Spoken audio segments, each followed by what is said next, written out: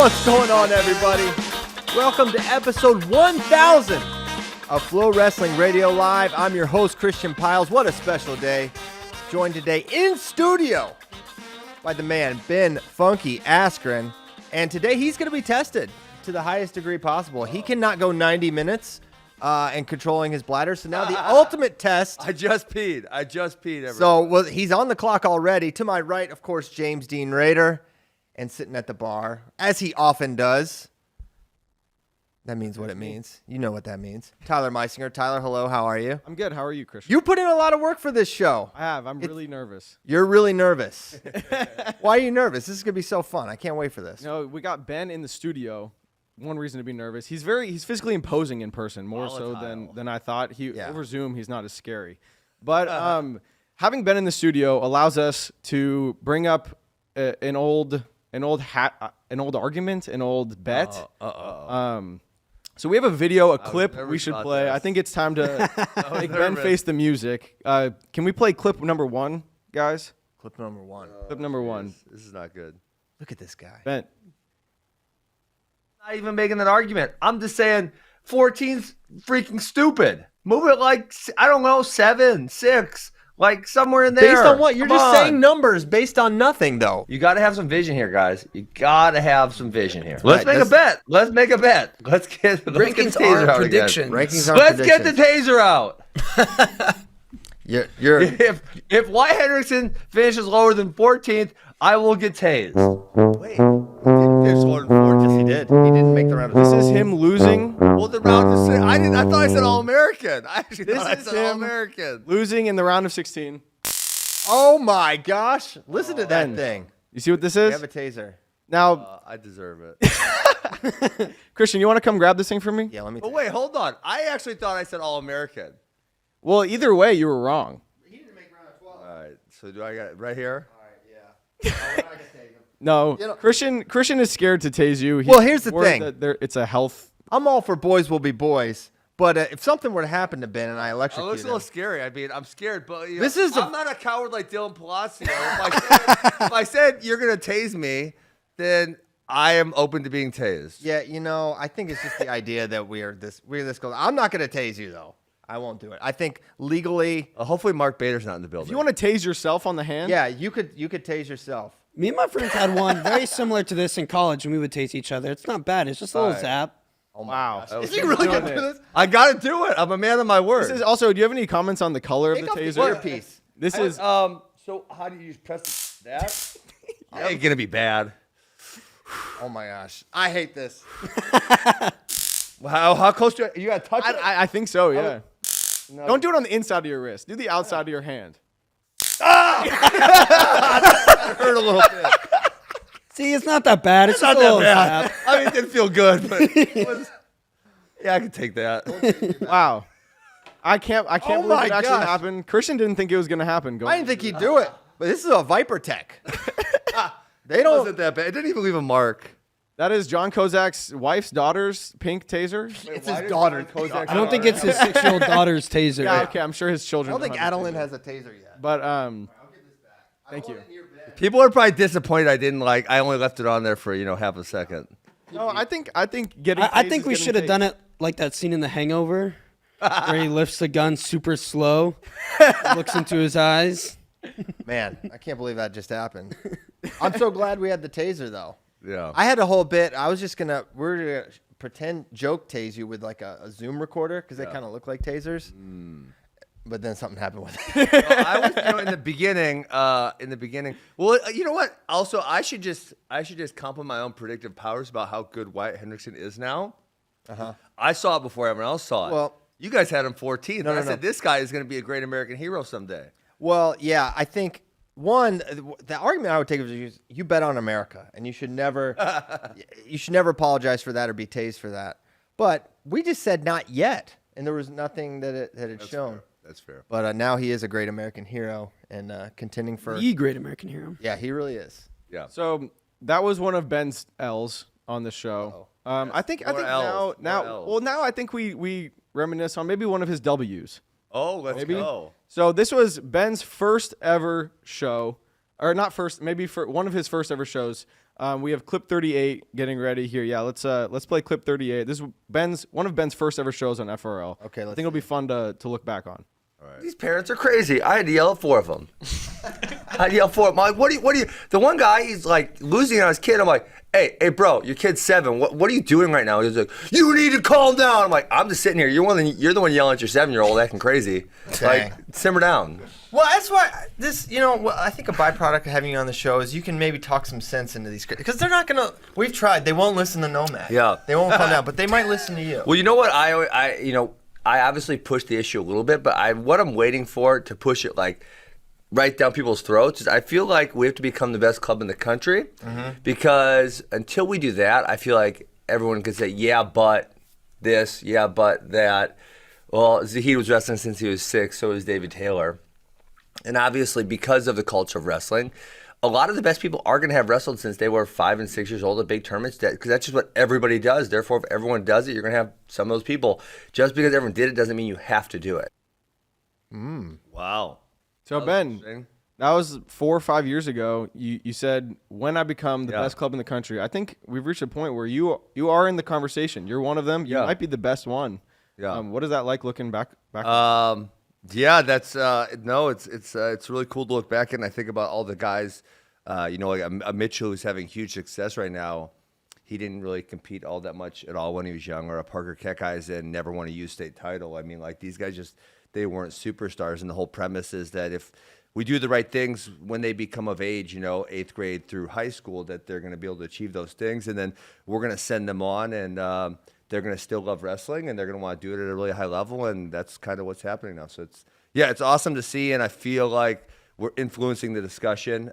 We maybe haven't changed it all the way, but I think there's at least like an argument now for it. Yeah. That's awesome. That was awesome. Thanks, Tyler. Yeah, for sure. That's a big W, and I think there is so much positive momentum on the club scene and the right attitudes, and I think you, David, Taylor, who's going to be on the show, Jody, etc. There's others, but are really driving home like a really positive message. So that's awesome. And it's really cool to see how far AWA has come. Was there ever a time you were like, are we going to get there? Because you've been at it for a bit now. Yeah. I mean, definitely for sure, because in the early years, Wisconsin wasn't very good. We actually had a few good kids like right away when we started, but then we weren't very good after that. But I was actually talking to Max the other day about how in the beginning, it was like, oh my God, we got 1 or 2 kids in the national rankings. And it was like, holy crap, this is so hard to get kids in the national rankings. And, now it's like we have, 15 or 16 or whatever. And it's like, oh, we got another one in the national rankings. Kind of like no big deal, or like that's what's supposed to happen, And then I was talking to a bunch of high school kids the other day about how in the beginning we had to convince them that this was a good path. And now there's no convincing. They're watching Mitchell on Friday night, and they're watching Keegan on Sunday, and they're watching Parker. And it's like, well, yeah, this is going to work. So it's like we don't even have to convince them anymore. They just know. And one of the other things I guess I'm really proud about, because me and Max were just talking about this recently, is that we've done it with no move-ins. A lot of the better high school programs in this country have a lot of kids who've moved in. We have had 0 move-ins. I mean, Parker, Keegan, and Mitchell and Peyton and all the rest, they're like from within like 15 miles of each other growing up. So that's pretty cool that we've done it with homegrown kids. Yeah, probably eventually people will start moving there. I mean, you would. I always say like it's gonna happen at some point, because why wouldn't you? Like a David Taylor found out St. Paris Graham and he moved there, right? Yeah. To get his dad did it to give his kid the best possible opportunity for high level success. So you would think some people would be watching what we're doing and say like, I never thought Wisconsin was a beautiful place, but I guess we gotta go. Yeah. How much temptation was it? And last question on this, but like, how much temptation was there? You could play the short game, and you could probably get kids nationally ranked faster. Yeah. How are you able to just stay convinced? No, build it the right way and do it the right way. I don't know. That was I think probably a lot of influence from John, which is Mitchell's dad. John was my and Max's high school coach, and that was kind of his vision that youth wrestling was nuts and that it was just too much and it needed to be done a different way. I think for him that was because I believe he started as a freshman in high schoal and then ended up being a Division I NCAA qualifier. So he saw his own ability to have success. Maybe he started as a sophomore. He started really late in life and still was pretty good. That's awesome. Yeah. All right, Tyler, what's next? So You guys, we have a familiar face on screen right now. Let's bring him in the call.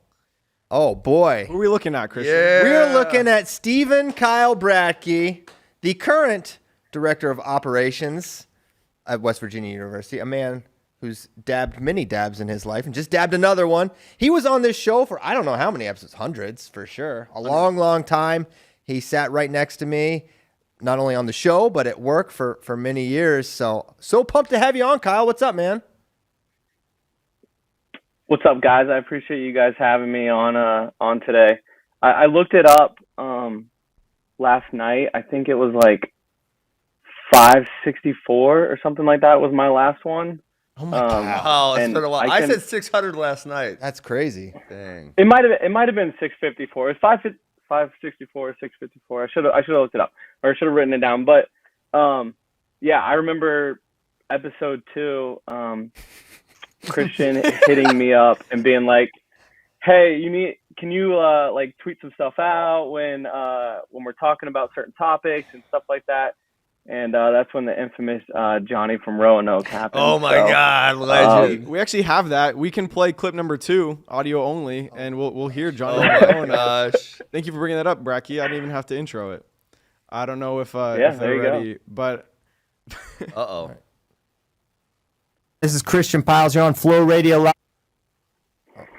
Lost it. Oh. Well, Second. How's it going? This is Christian Piles. You're on Flow Radio Live. What's your name, bud? My name's Johnny. Johnny, what's going on, man? You got a question? Yeah, I'm just wondering how many you suck a day. All right, good start there. All right. I guess that's the risk when you put the number out there. So it's a fair question, I guess. I'm gonna go 0. Thanks, Johnny, for the phone call. And then you answered it. Yeah, 0. Yeah, so Listen, I don't want. Is it still 0? Has that number changed? It's been 0. Lifetime of 0. It's like the only difference between us and the big time shows is that screening process. And I kind of love that it was the very first call. very first call. Very first call. Very first one. Someone saw this as like, oh yeah. But here's the thing. Do you remember what happened after that, Bratke? I don't know if I do. Okay. Well, this joker who called himself Johnny, probably not his name. Oh yes. He I do, freaking yeah. cally in from his cell phone. Oh, really? Calling it back. So I had this guy's cell phone number forever, and I for months would just be like, "What's Johnny doing?" And I would call him, and eventually he's like, "Please, man, stop." I was like, "Johnny, why'd you do it, man?" So it was so. I was like, "Johnny, you called me from your cell phone. Why didn't you think this through, man? Now I have your number, but I don't have it anymore." Oh man, we should put it out there. We should for episode 1000. Just we tweet should it. have put his number live. I don't have it. I know I don't have it anymore. sounds- I wouldn't want to do that, but it was just kind of my way. Like, oh, I can kind of get you back. It sounds like he won the battle, you won the war. I feel like I won the war. I broke him because I was unfazed. I actually thought it was kind of funny that it happened that way. But then he broke and literally said, "Please, man, I'm sorry. Can you stop?" So kind of half a win. Well, that was. Oh, go ahead. Well, I was just gonna say that was like one of the few like first ones we did live, because there after that for a while, FRL was not L, right? Like we just No, it was always recorded. When Christian started hosting it, it was immediate L. It was it was live, Yeah. but we didn't have video till 2016. Okay, yeah, that's right. But it was That's- it was must be what I live was thinking. streamed. It really was radio. It really was radio. Wow. Yeah. Killed the radio star. That's what they say. It did. Well, that was an embarrassing moment for Christian. Bratke, you're on the show. You told Ben was actually mad. He said that you said when you left that you would be joining the show a lot. And again, you said, you haven't been on in hundreds of episodes. Classic So I think Bratke lie. it's only fitting that after embarrassing Christian, we embarrass you a little bit. Oh yeah. If we can play clip number 4 when you guys are ready. Oh God, I think I know what This is great. All right, so we just saw the intern, and Kyle's like, let's go find his car. So me and Kyle, we looked all over this parking lot, the front parking lot, Maserati. and the streets. We're looking for the intern's Maserati, okay? And then Kyle, we found it, and Kyle's like, here it is, here it is. It was hidden behind this thing. Let's walk fast. I'm not a big car guy, guys. Not a big car guy is an understatement in this instance. I just I saw don't see a the Maserati. You see a just Maserati? saw The Maserati's not yet. I just saw the M. All right, I so just we're saw the getting M. closer, and he goes, here it is, here it is. It's a Mazda Miata. He thought It's a Mazda a Miata. Maserati was a Mazda Miata. Kyle, Why? there's a difference between not being a car. It changes the whole thing. Jay-Z. It makes it even better. Jay-Z. What's up? Kyle was telling us about the intern's Maserati. I'm like, the intern has a Maserati? Oh no, he thought it was. He thought a Mazda Miata was a Maserati. Mazda Miata. He's from West Virginia. Bro, it's a Miata. It's a Miata. Jenny, I love your Porsche. Nice Porsche. Do you guys care to give context to that clip? Bratke can give some context. Yeah, we had a really sweet intern, and he actually coined a phrase we used to say on the show all the time. Not in Texas. We gotta tell that story too. There was some like solar eclipse happening or something. I don't know, something with the moon and the sun. It's above my pay grade, and you're supposed to be able to see it like at noon or 1 o'clock or something. So all of us walk outside when you're supposed to be able to see it, and we're like looking for it. We're looking up into the sky, and someone asked what we were doing, and we told them what we were doing, and then this kid out of nowhere just says, "Not in Texas." Like, you're not gonna see that in Texas. Yeah, he was like screaming at us. I don't know. Yeah, I don't know what he did at Flow. No idea. He was just there for like, I don't know, 3 or 4 months. He had a sweet haircut. I saw him roll up in this thing one day, and I was like, "You guys won't believe what this kid drives." And I asked these guys if they had seen him pull up, and they said no. So I don't know why in my head it was a Maserati, but it turned out to be like, if you'd asked me what it looked like, I would have described a Miata. But for some reason in my head, the wires got crossed. I said Maserati. Where our wires are getting crossed. Well, yeah, my dad was really embarrassed by me. Oh wow! Yeah, it was. A Miata is way cooler than a Maserati. It was rough. Yeah, true. Kyle, I think there's something else you need to take responsibility though for, and that is you did start the Free Britney movement, and she's free now, and it's not going so well. So. Do you want to? Should we incarcerate her? That's your opinion. That it's not going well. That's your opinion. I thought this was America and we could do whatever we please. She's making up for lost time. This woman was imprisoned by her own family for decades, and no one knew until me. And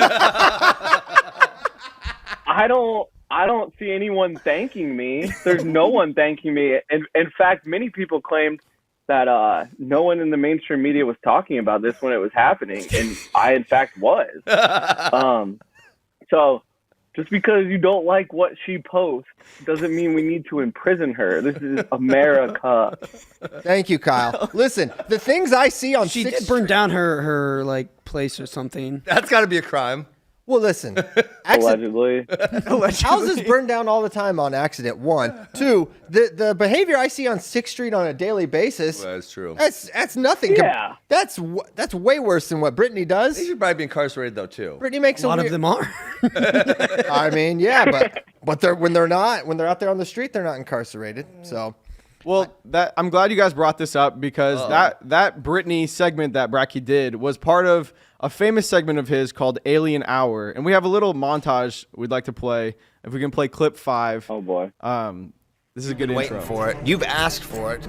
Kyle Bratke's Alien Hour. I hope you all listened and forgot everything you ever knew about Avril Lavigne. This is called the bat squatch. The skunk ape. But it's very similar to Bigfoot. It is a large, horse-sized freshwater demon. It's Brittany, bitch. Hold on, let me finish. Avril Lavigne died? Yeah, she's dead. Tell me how in her 20s, Avril got shorter. Some people are like, oh, gargoyles are like evil. But actually, they're protectors. Free Britney. Oh, God. We need to do something.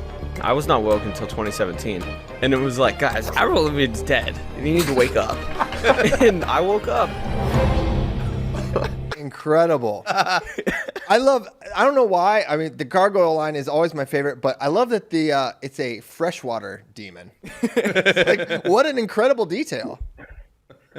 Well, yeah, it's in lakes in the middle of Oklahoma. It's fresh water. What was that thing called again? I can't remember. I'm trying to remember. That's the Oklahoma octopus. Was the freshwater demon. Yes, that was it. Yeah. Yeah, I actually, in preparation, a couple things. In preparation for today's Alien Hour, I did look at some of my more favorite ones to see if there had been any updates, but there was nothing really significant to share with the Oklahoma octopus. No more bodies. I also never found Haunchyville, Kyle. I've been looking for it for years. Oh yeah, I forgot about Haunchyville. Yeah, it's Haunchyville. Yeah, we had when we went to the Dells. It was actually one of my last coverages. When we went to the Dells, we had we were trying to see if we could sneak away to see if we could find it, but we didn't have enough time with flights and all that stuff. But the other thing that's kind of been crazy since taking on this new role, I remember one of my first couple weeks here, we had a recruit and his family here, and I met him in the office, and the dad was like, "Oh, we love Alien Hour." So just hearing that from kids' parents and then fans and stuff has been pretty crazy. This is your legacy. It's your legacy, yeah. Yeah, I don't know if that's good or bad. You should tell the parents, listen, if you come to West Virginia, you get 1 Alien Hour a week, just private. You get a private. Yeah, I'll text you personal Alien Hour. Yeah, I love that. So you don't have an Alien Hour for us today? Oh, come on. You know I do. Oh! Well played it. Let's go. I kind of thought he didn't. I was like, oh, he doesn't have one.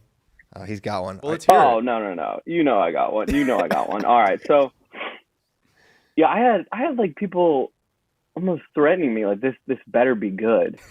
And you can name Ben. It's okay. I didn't threaten him.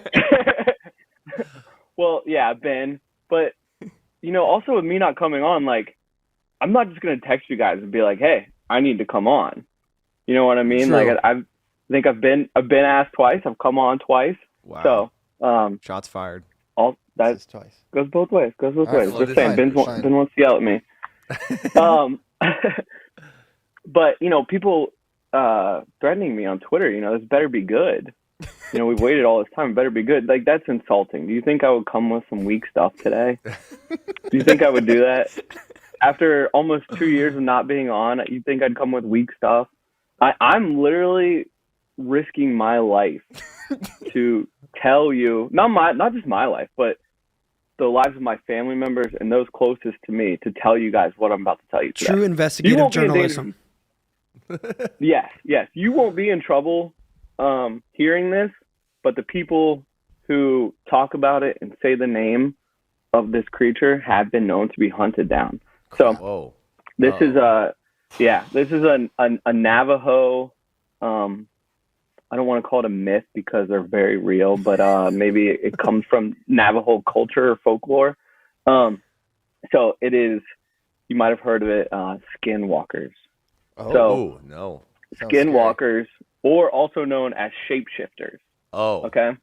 Not the shapeshifters. Yeah, it comes from the Navajo culture, and obviously, with Native American tribes, they have healers. And many times those healers needed to travel great distances to take care of somebody, perform some kind of experiment or rituals, whatever. And to be able to get there quicker, they needed to be able to get there quicker. So they were able to they taught themselves to learn the magic of shape-shifting. They would transform. You can just teach yourself? Into Oh yeah, if you have the right tools, absolutely. Okay, now it's not easy. It's not easy, and that's kind of what we're going to get into here in a second. But they would transform into coyotes or hawks or deer, whatever, to make these trips faster. Now, Makes as sense. I said, it's extremely hard, and many people couldn't do it. Okay, so when they couldn't do it, the dark side would start calling them, "Hey, I got an easier way to do this. I got an easier way to do this." And they're like, "All right, well, what is it?" Exactly, and that's where you get yourself in trouble. You can't take shortcuts. Mm-hmm. And these people, they would tell them, you need to sacrifice someone in your direct family. It's like selling your soul to the devil. You do this, and you can do this. So you sacrifice someone in your family, you get to become a shapeshifter. What? So once they did that, they sold their soul to the devil, to the dark side, and then they can become whatever animal they have the skin of. So if it's of a deer, boom, they're a deer. You know, coyote, boom, they're a deer. Wolf, whatever. So, and they can take on all the powers of this animal. So they can run as fast as if it's a hawk, they can fly. They can make all the noises that this animal makes. Yeah, wild stuff. So, back in the 1800s, we're going to focus on Utah. This is kind of where this all kind of comes from. So in northern Utah, you have the Utes. You know, University of Utah's named after them now, the Utes. And then in the south is the Navajo. So they would all often come into conflict. And at some point in this conflict, the Utes took some Navajos hostage and began using them as slaves, essentially. And as you can imagine, the Navajo weren't very happy about this. So they cursed the land of the Utes, this area where they were. And yeah, anytime that happens, this is bad. You know, the Indian curses go Mothman. That's another one that started with oh God, that's a bad skinwalker right there. That is freaking me out. What in the world? What is that? Is that one of them? That's a skinwalker. Take it off the screen. Oh my gosh. Those things live among us. You stop right now. No way. Is there evidence of this? So, you're looking at it. Look at, you got a picture for one. Yeah. One, there's a picture. Two, many Navajo have seen these, and they don't like to talk about them either. Like, all this stuff that I'm telling you has been told by people that have maybe left the tribe, has been passed down in their family. Like, it's not something they like to talk about, because as I mentioned, it can be very dangerous, and those who have talked about it have faced repercussions. So let's hope they don't find me. So anyways, they put the curse on this land. And the main, what? It's in our studio now. It might be pregnant. It's next to you. Oh, I see it now. Yeah. So they're multiplying. Yeah. Very weird skeleton. That's not good. Not good. So the main area that is cursed is this 512 acre area in northern Utah, and it's actually now surrounded by the Unetah and Array Indian Reservation, which is part of the Ute tribe. And you know, this land was owned by the Utes for a very long time, and then all these crazy things start happening. Livestock just begin dying mysteriously. There's no blood found, and they're drained of all their blood. Weird lights, unidentified flying objects, all this stuff. And the Utes are like, we ain't about this. We're done. We're gonna push back from this area a little bit. Let's beat it. You know, settlers go in and they try to take that land. Well, the exact same stuff starts happening, and they're like, "Yep, we're out of here." So all throughout the years, this keeps happening, and then it kind of starts getting a little crazy, and it becomes the area starts to become known as Skinwalker Ranch, and there's also this little mountain range called Skinwalker Ridge, because of all these things that were supposedly seen there. So in 1994, a family, the Shermans, purchased this land. They have a bunch of cattle. They're pretty undeterred by this. I think they're going to make it work. Oh. Well, they last about 18 months. Whoa. Not not even 2 years. So one night, Terry Sherman, the kind of head of the family, heard a noise outside, and they'd been finding some livestock dead. So they were trying to figure out what was going on with that. So he runs out with his shotgun, and he sees this wolf that is 3 times the size of a regular wolf. And he shoots it 3 times. Okay. Nothing happens to it. Like, it's just chilling. And then finally just like wanders away into the darkness. Yeah. So they're like, okay, we've seen enough. We're out of here. See ya. So then this billionaire real estate mogul. Hey, we Robert hear y'all. Bigelow, Sorry, Bratke. I don't know if you hear them, but we hear the lav mic, guys. If you can just wait a second. Well, all right, it's in all our ears. It's really hard. Okay. You're good. Go, Bratke. I was just going to power through. What a beast. A real professional. That's right. Well, I didn't know if you guys heard it too, so I was like, I was crazy. So anyways, this billionaire real estate mogul, Robert Bigelow, buys this land, and the family only sold it for, it's 500 acres. They sold it for $200,000. Like, clearly they just wanted to get out of there. Like, we just want out of here. Yeah. And this Bigelow guy was really interested into UFOs and paranormal activity and stuff like that. So he decides he's going to set up cameras. He's going to surveil this place 24/7. He hires people to investigate it. Well, he experiences the same stuff that all the people have before him. And he was trying to come up with some kind of explanation, anything to try to explain what's happening. Well, he can't do it. There's nothing he can find that will explain it. He ends up writing a book kind of with all his experiences, and ends up selling the ranch in 2016 to a guy named Brandon Fugel, and he grew up near the area of the Skinwalker Ranch and wanted to investigate it himself too. And he actually ends up making a show. You might have seen it on the History Channel. It's called The Secrets of Skinwalker Ranch.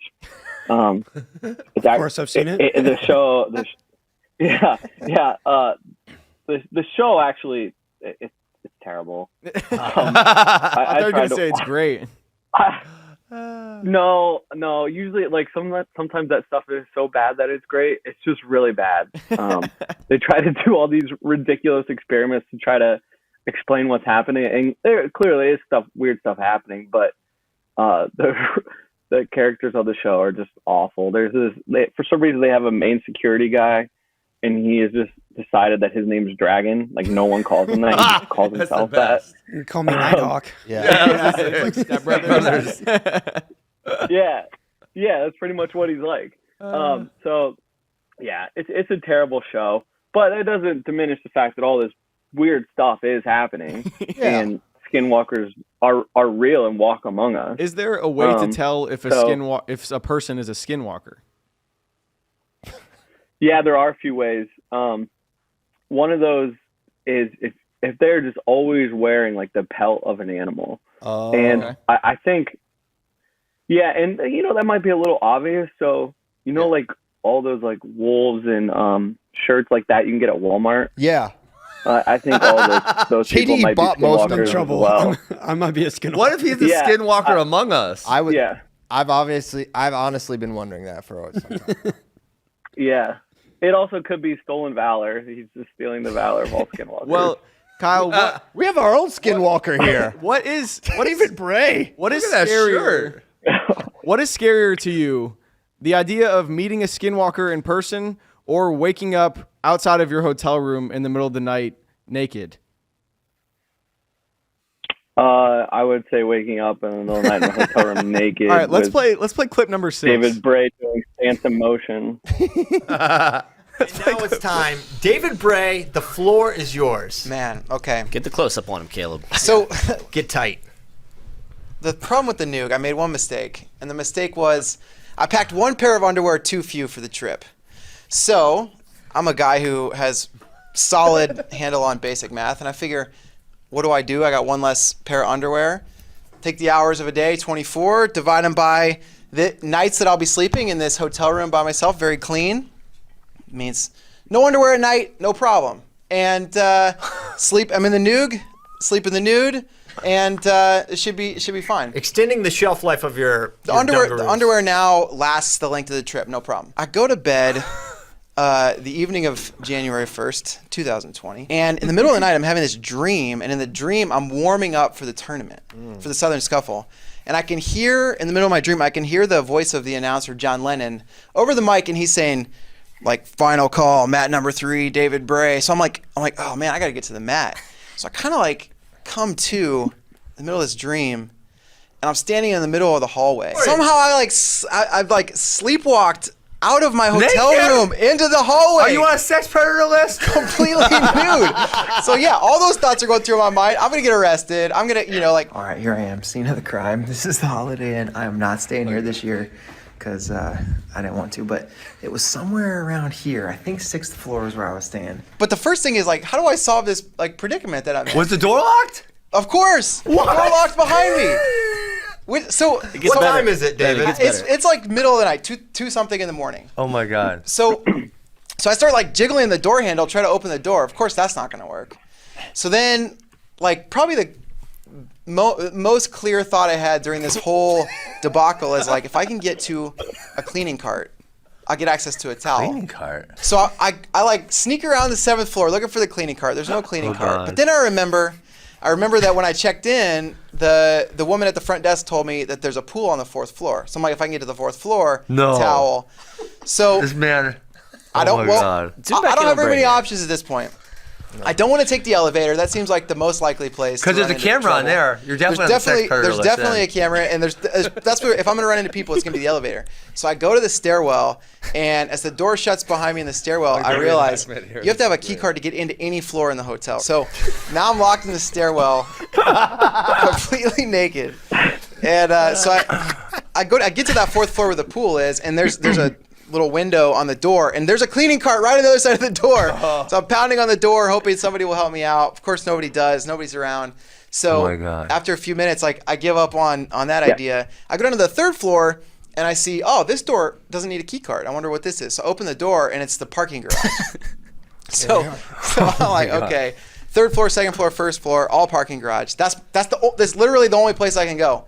And that's the only place I can go in the world. Either I die in the stairwell with no clothes on, or I go into the parking garage. So I go into the 1st floor of the parking garage, and at this point, I'm like stealthily moving like behind one car to the next. What's that? How warm was it outside? It's not warm. It was not warm. Put yourself in a situation. It's laramie warm. You're leaving Chattanooga with your family. It's 2:30 in the morning, and there's just a naked man darting in between cars. I'm trying to hide behind the cars for modesty's sake, and so I get to at this hotel. There's a sliding glass door from the parking garage into the main lobby of the hotel, and at this point, like main lobby, front desk. Have you found anything to prove your junk at this point? No. A leaf, a cardboard box. That's what I'm looking for too. In the parking garage, I'm like, maybe somebody left a pair of pants on the ground. I don't know. No such luck.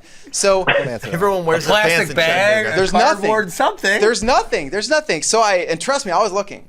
And so I get into the. Did you have your glasses at this time? No glasses. Dang it. No glasses. How bad is your vision? It's not terrible. Okay. It's not great. So I get into that airlock between the parking garage and the main lobby, but like nobody can see me, and the door inside is locked.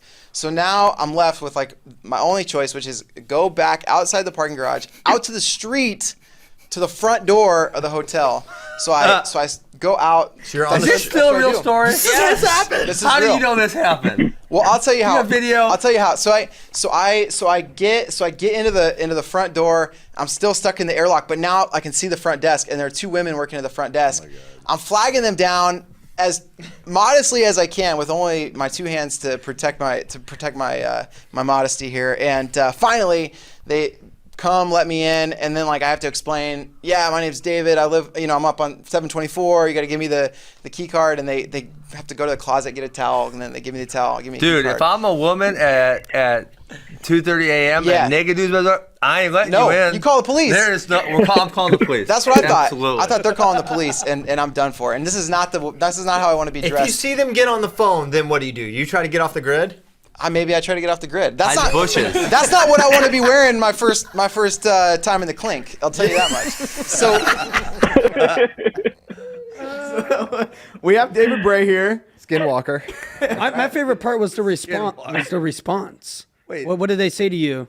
Oh, well, yeah, they said, the women at the front desk, they said they've seen crazier things than that at the hotel. Which I was like, okay. And then they were like, well, we heard there was a wrestling tournament in town. You have a mic here. Oh, yeah. They said we heard there's a wrestling tournament in town. We figured it was something with that. It's something about the wrestling tournament. They were saying, We're right. Wrestling people walk naked around. men running around, Yeah. of course. It's a wrestling tournament in town. And it was, and to their credit, it was some shadow drilling in the hall before I woke up, I think so.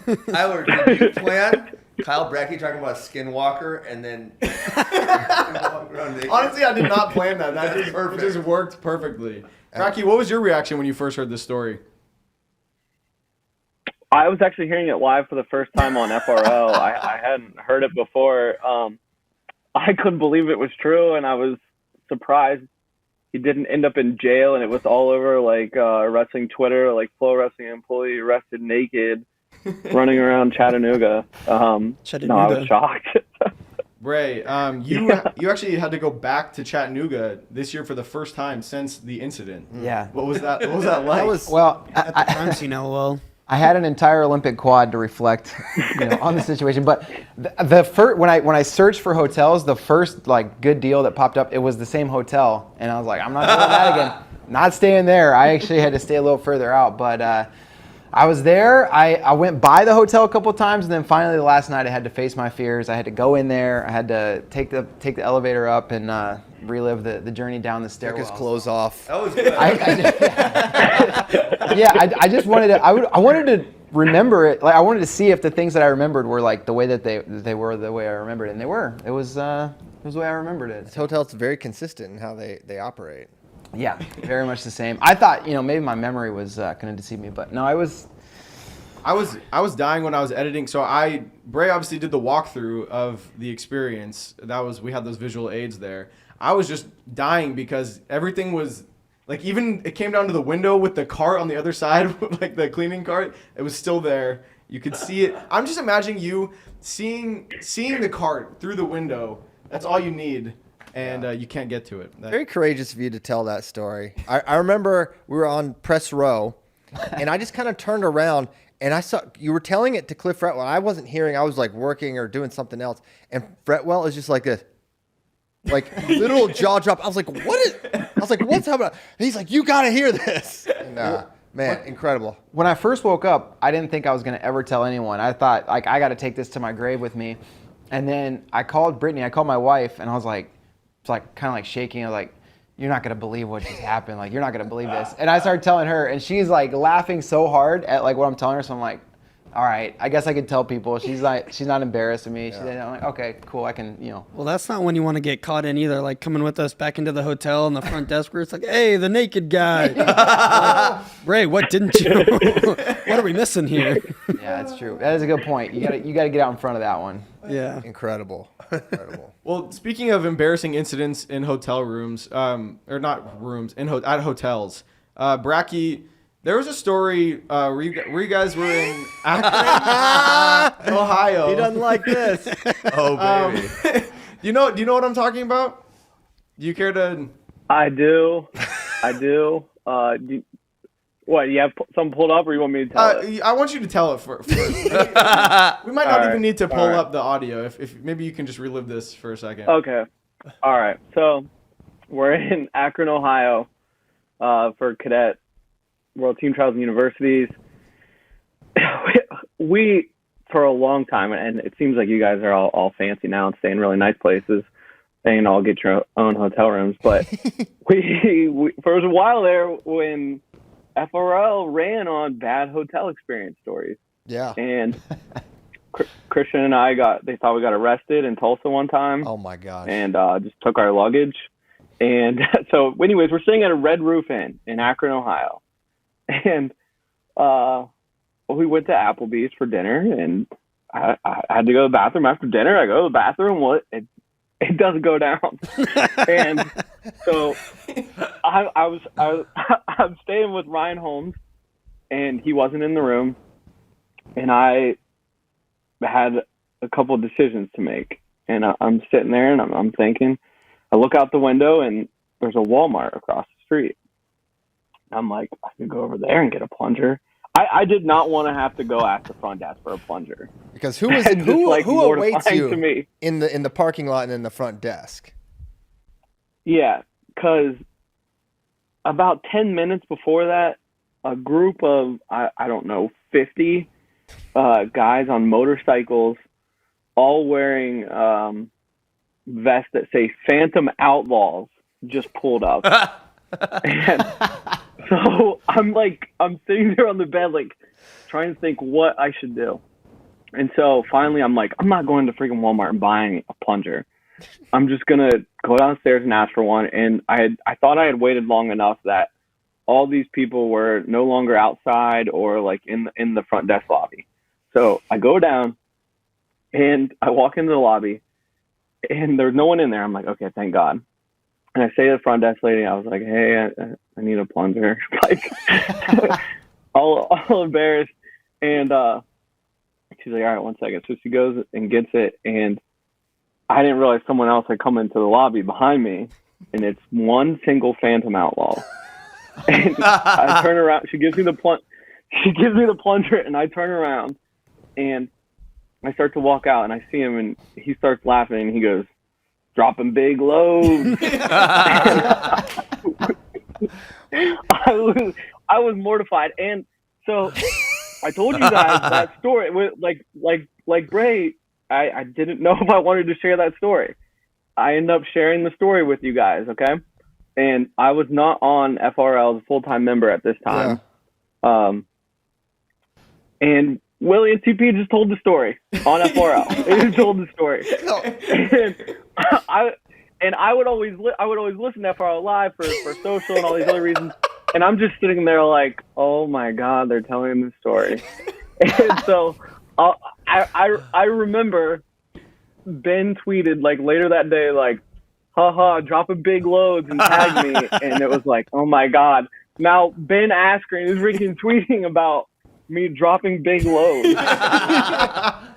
Well, it's funny. So in the process of getting ready for this show, we pulled a lot of those clips, and I wasn't gonna say your name, and then Willie goes, "You mean you're not gonna say what Cal Bratke did?" And at that point, it's like, all right, let's just.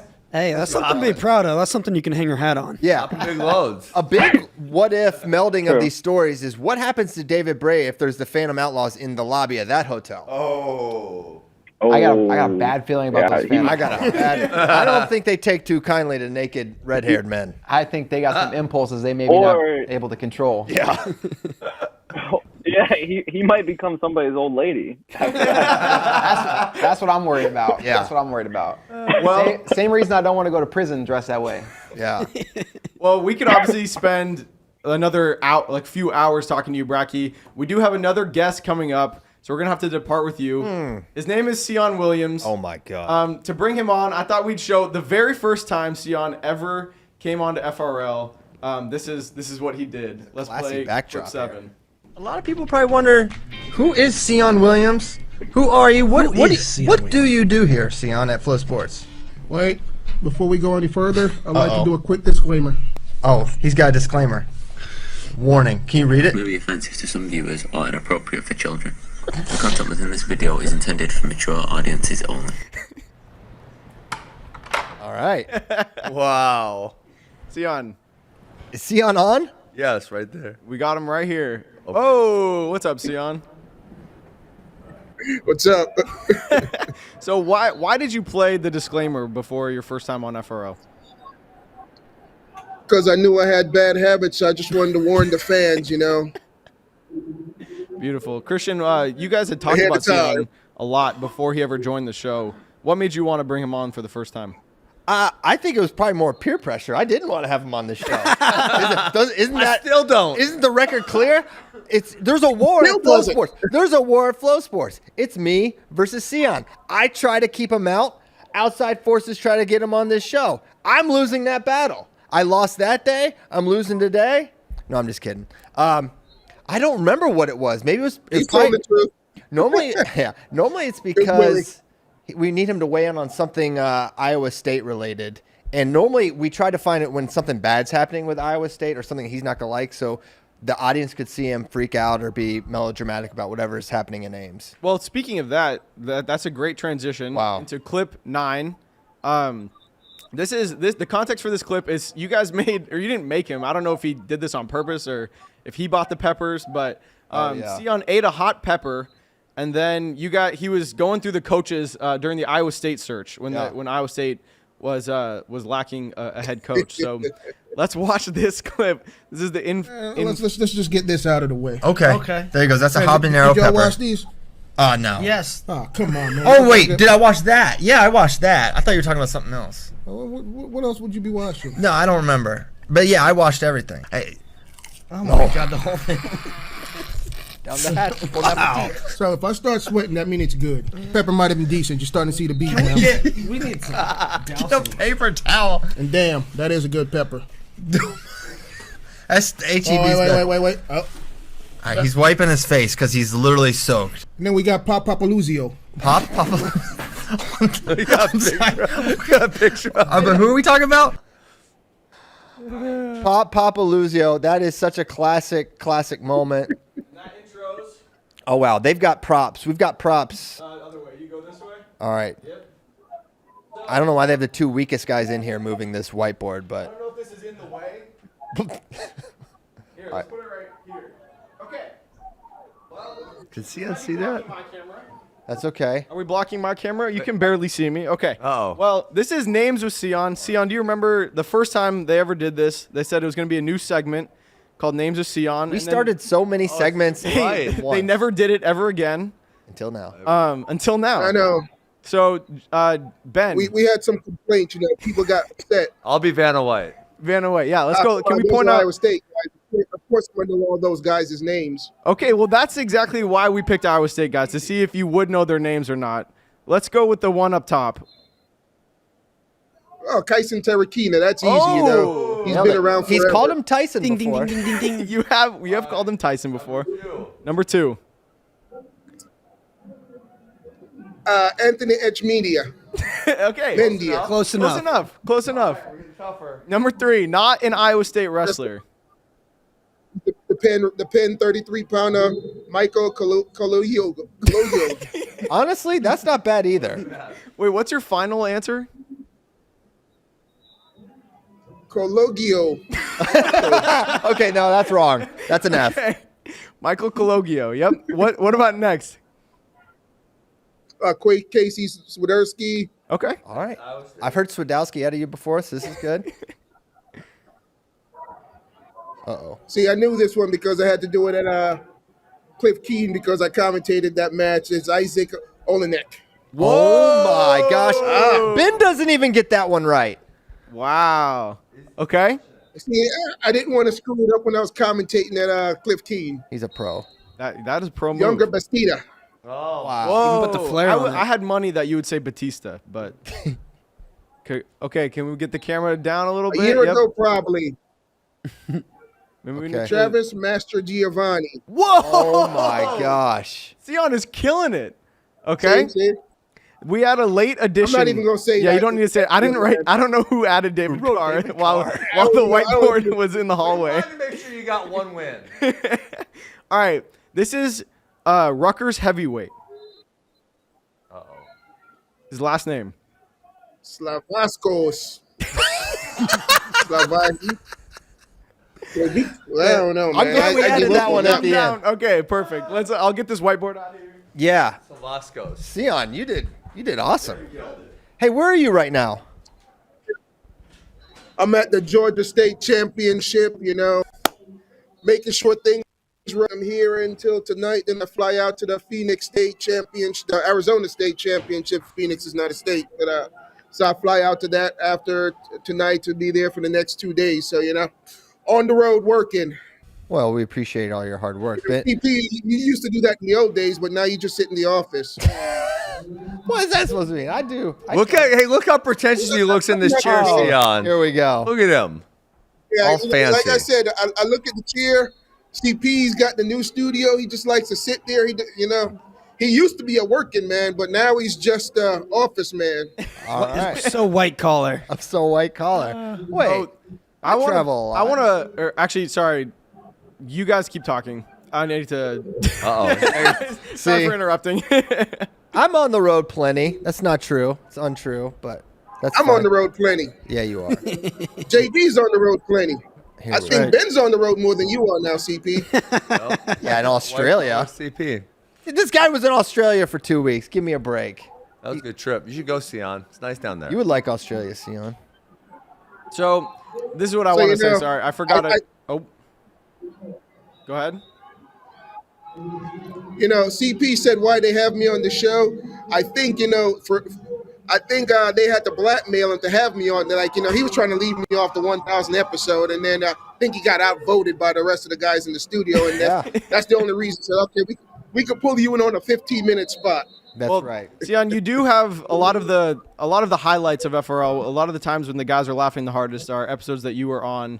Oh yeah. So we actually do have they have a piece of paper next to them. I don't know if you can see. I know which one I want. This is a Cyon menu. I actually I'm getting ready to play clip number 18. It's a fun game. It's a clip where you feel like you've entered the Twilight Zone, and I want to see if the guys can guess what the context of this clip is.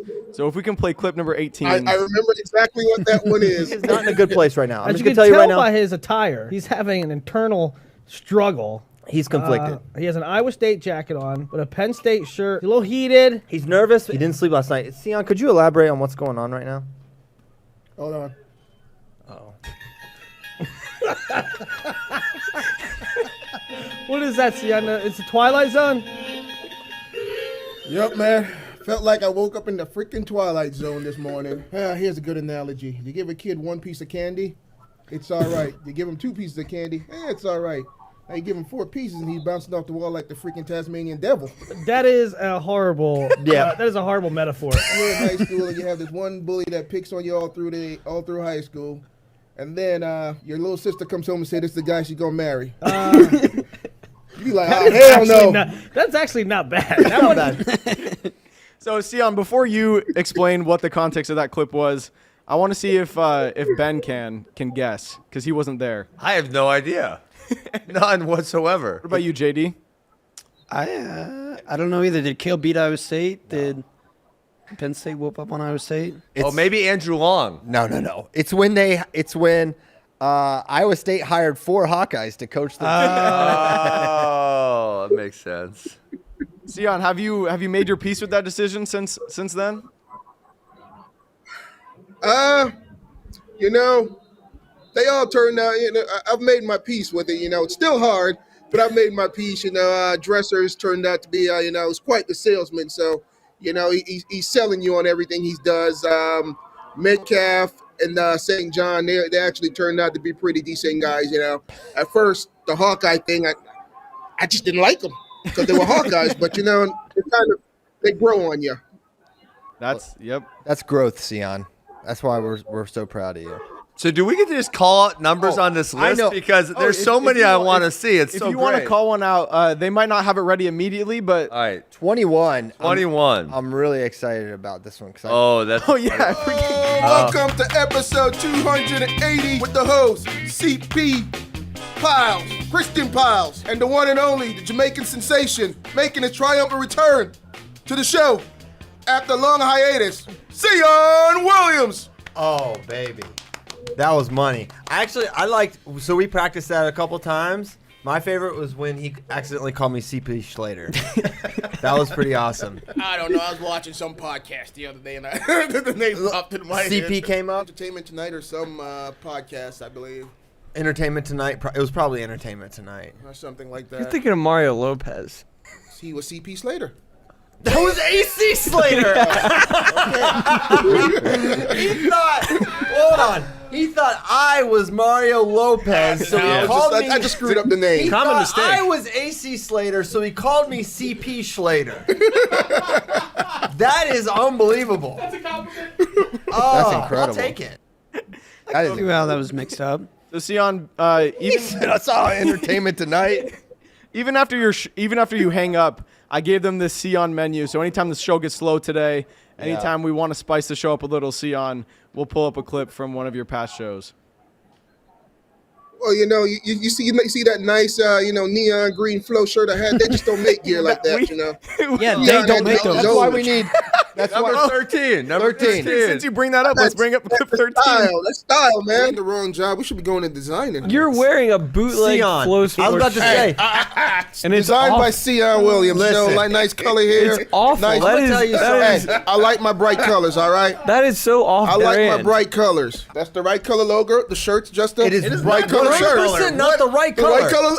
There ain't nothing wrong with the logo. You look like a flagman working on I-35 with that shirt. What do It's you too know bright. about Jamaicans, man? We like bright colors. Why are you making it about your nationality? Because we like bright colors. Yeah, it's playing the So you're Jamaican attacking card. all Playing the Jamaicans Jamaican right now. card. That doesn't You're give attacking you a all right. Jamaicans right now. All Jamaicans. If we surveyed all Jamaicans, I think they'd agree that that's a janky looking shirt. Yeah. Have you looked? They have a fashion sense. Let's put up a Cyon. poll. They jumped in. Yeah, if Spade's dunking on you, it's bad. It's bad, Cyon. So yeah, do you still have that shirt? You damn right I do. I wear it all the time. You need to start wearing your bootleg stuff back in the office. I still do. He still does. Yeah. It ain't bootleg. Cyon, when Cyon make it, it's authentic, genuine. All right. Well, Cyon, we could obviously spend the rest of the show with you gosh. as you've done so many times before, but we do have another guest here we have to make room for. Chael Sonnen. Oh, no. Coming on. So, Cyon, thank you so much for joining us. All right, man. I'm going to get back to the working world. CP, try that sometime. Get out of here. All right. Thank you. I don't know if Chael is here right this. Oh, is boy. he here? I think he's here. I think you would know it. Yeah. That's, oh, no. Oh, there Here we go. We see him. What's up, buddy? It's Chael. I can't hear him yet. There he is. You're darn right it's Chael. Oh, chapstick. Yeah. Oh, all right. I think that's the same sweater. Chapstick. That looks like the same sweater you were wearing when you told America about Jay-Z and Rihanna. That was incredible. What did I do? You explained that Jay-Z is not just a mogul, but he was a singer before, and he had a great song. Do you remember that? Oh, he sang a song. He says, I got 99 problems, but a bitch ain't one. And he says he's referring that in real life he was pulled over in a traffic stop and they had like a dog that sniffed out drugs and came to his car. Supposedly that's what the song's about. I got 99 problems, but a bitch ain't one. Supposedly. Well, there you go.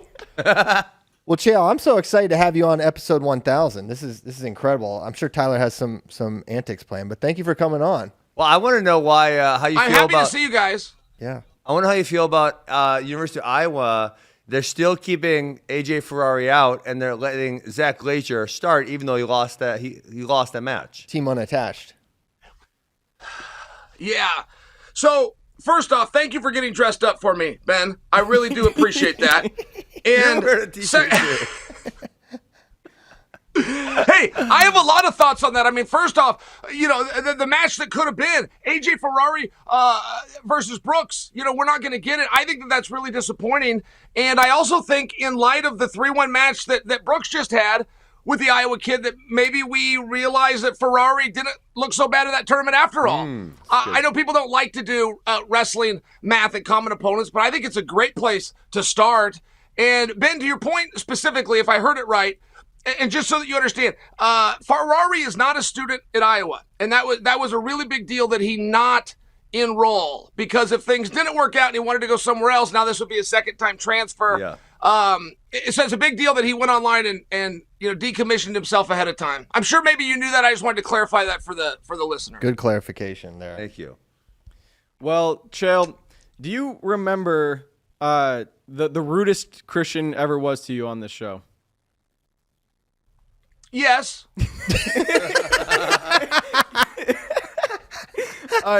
Yes. Do you remember the specific instance, or are you just referring to every single interaction you've ever had with him? Well, no, he's been rude to me a few times, but it always has the same genesis. It has a genesis, which is quite simply a kid from Texas wearing a Texas singlet with a head full of red hair lost in the junior world team trials to an NCAA champion named Gabe Dean. That kid who lost is named Bo Nickel, and Christian ranked him number 20. He ranked him number 20 because he didn't know about the match. He did not know that Nickel had a 2-1 match with the defending champion. He claims he did, but he didn't.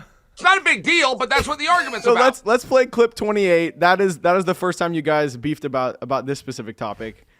Can I tell you something on Bo Nickel? When Bo Nickel entered the NCAA as a freshman, they ranked him number 20. I was so mad. I am still mad about that. Well, this could add a little more animosity You ever to talked about this call. No, excuse me, Kyle. You're the one that ranked him number 20. I know. I said they ranked him 20. You're the one that ranked him 20. You're not going to come out now with some level of an apology? Explain How do you yourself. rank a guy that beat Mark Hall and went 3-2 in the World Title Finals with the current NCAA champion as a senior in high school? You're going to put him at 20? College rankings, you only rank it based on college, folk style results. So all your examples, I throw them out.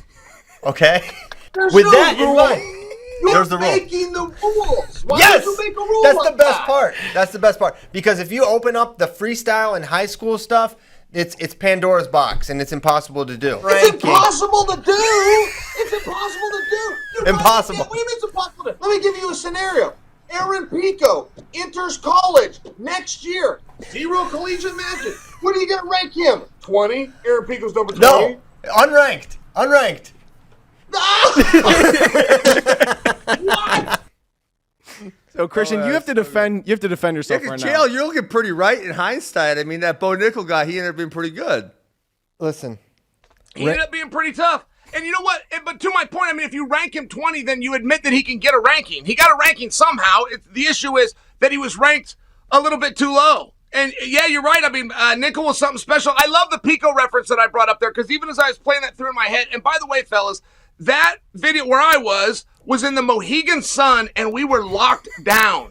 Bellator was one of the first sporting events back, and it was a huge deal that while we were in the bubble, we didn't interact with anybody. I had a guy at my door, like a security guy at my door to make sure that we never left. So I appreciated that interview. It was the only company that I had.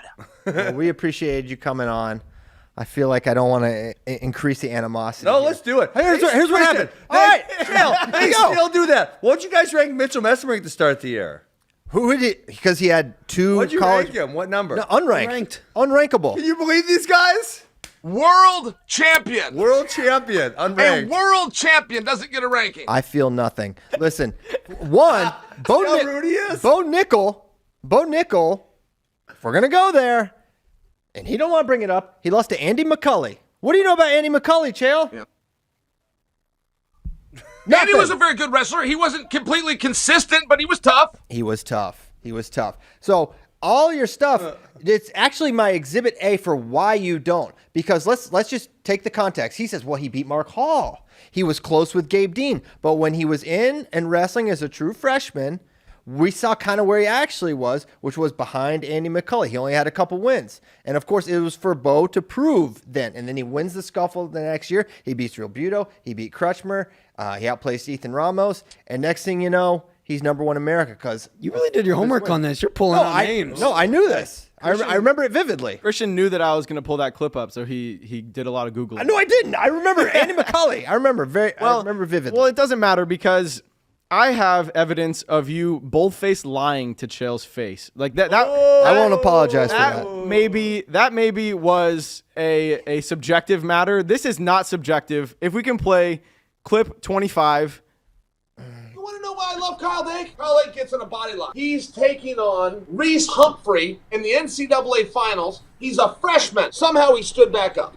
I have no idea how this happened. This was magical in the NCAA finals with Reese Humphrey on top of him. All right, well, you heard it here first. Are you half asleep over there, Piles? I feel like I'm carrying the show. Oh, well, you heard it here first. I feel like you're... Okay, Chael, that happened to Montel Marion. I'm trying to be kind to you because you're a co-host, and I'm not trying to correct you in front of everyone. I'm going to show you that move. When he got body locked, he ended up on his back, and he came out on top. One of us is wrong here. That we can agree on, yes? All right, hold on. Bratke, who is wrong? Chael... Christian is right and Chael is wrong here. You guys are sitting over there trying to rewrite history. I'm telling you what happened. This is what I have. So Chael, you guys lied to Chael's face. You said that Kyle Dake was body locked by Montel Marion and not Reese Humphrey. And you said that it was in the NCAA semis and not the finals. Can we play clip 26, please? Whoa. This is evidence of Reese Humphrey body locking Kyle Dake to his back. Kyle Dake standing up. That was so impressive. Look at that. Look at that. That's NCAA Finals, right? NCAA there. Finals Oh my right there in God. Comic Sans. I don't That know. almost defies physics. That move is amazing that he did that. I could watch that all day. I don't know how he did that. That is incredible. That is insane. Man, Christian, I believe you owe Chael an apology right now. Yeah, it clearly was the NCAA finals. Well, I never know if we're doing a bit or if we're Well, going no, to you said it was Montel Marion. Well, okay. You did say it was Montel Marion. Yeah, we you looked said up the Montel match. Marion. Well, he said NCAA finals, which is who he wrestled in And the you NCAA finals. see it in Comic Sans at the bottom of the screen. Yeah, I know. I Clearly forgot. labeled. I forgot. It is an incredible move that I did forget about. On past shows, Christian has always refused to apologize to you, Chael. And Yeah, I think we should just. Where's that damn taser? I think we. No, I'm not getting tased. Do not tase me. I refuse. You're going to apologize to him. Chael, we do have a taser if we want to chase Christian for you. All right, listen, I'll apologize. I appreciate I'll that. apologize. I can't call it a lie, though. I got to defend Pyle. I can't say that he lied. Like, you got the right to be wrong. I don't think he meant to mislead me. I think he thought it was Montel. By the way, whatever happened to Montel? Did he stick around? Is he coaching somewhere? no Where's idea. Montel Marion? I have not heard recently on Montel. I wish I had an update All right. on Montel Marion. But yeah, I was wrong. I'm And sorry. by the way,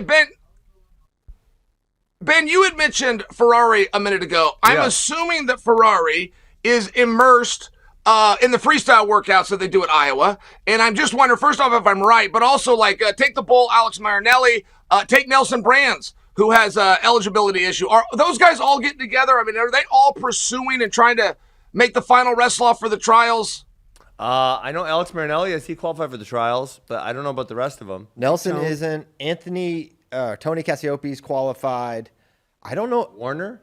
Did he not? He took 6. I think Warner just missed. Just missed. He's got to go to last chance. So I assume they are. I don't know if AJ is training for trials or not. I know this year would be considered his Olympic red shirt, but I don't know if he's qualified for trials.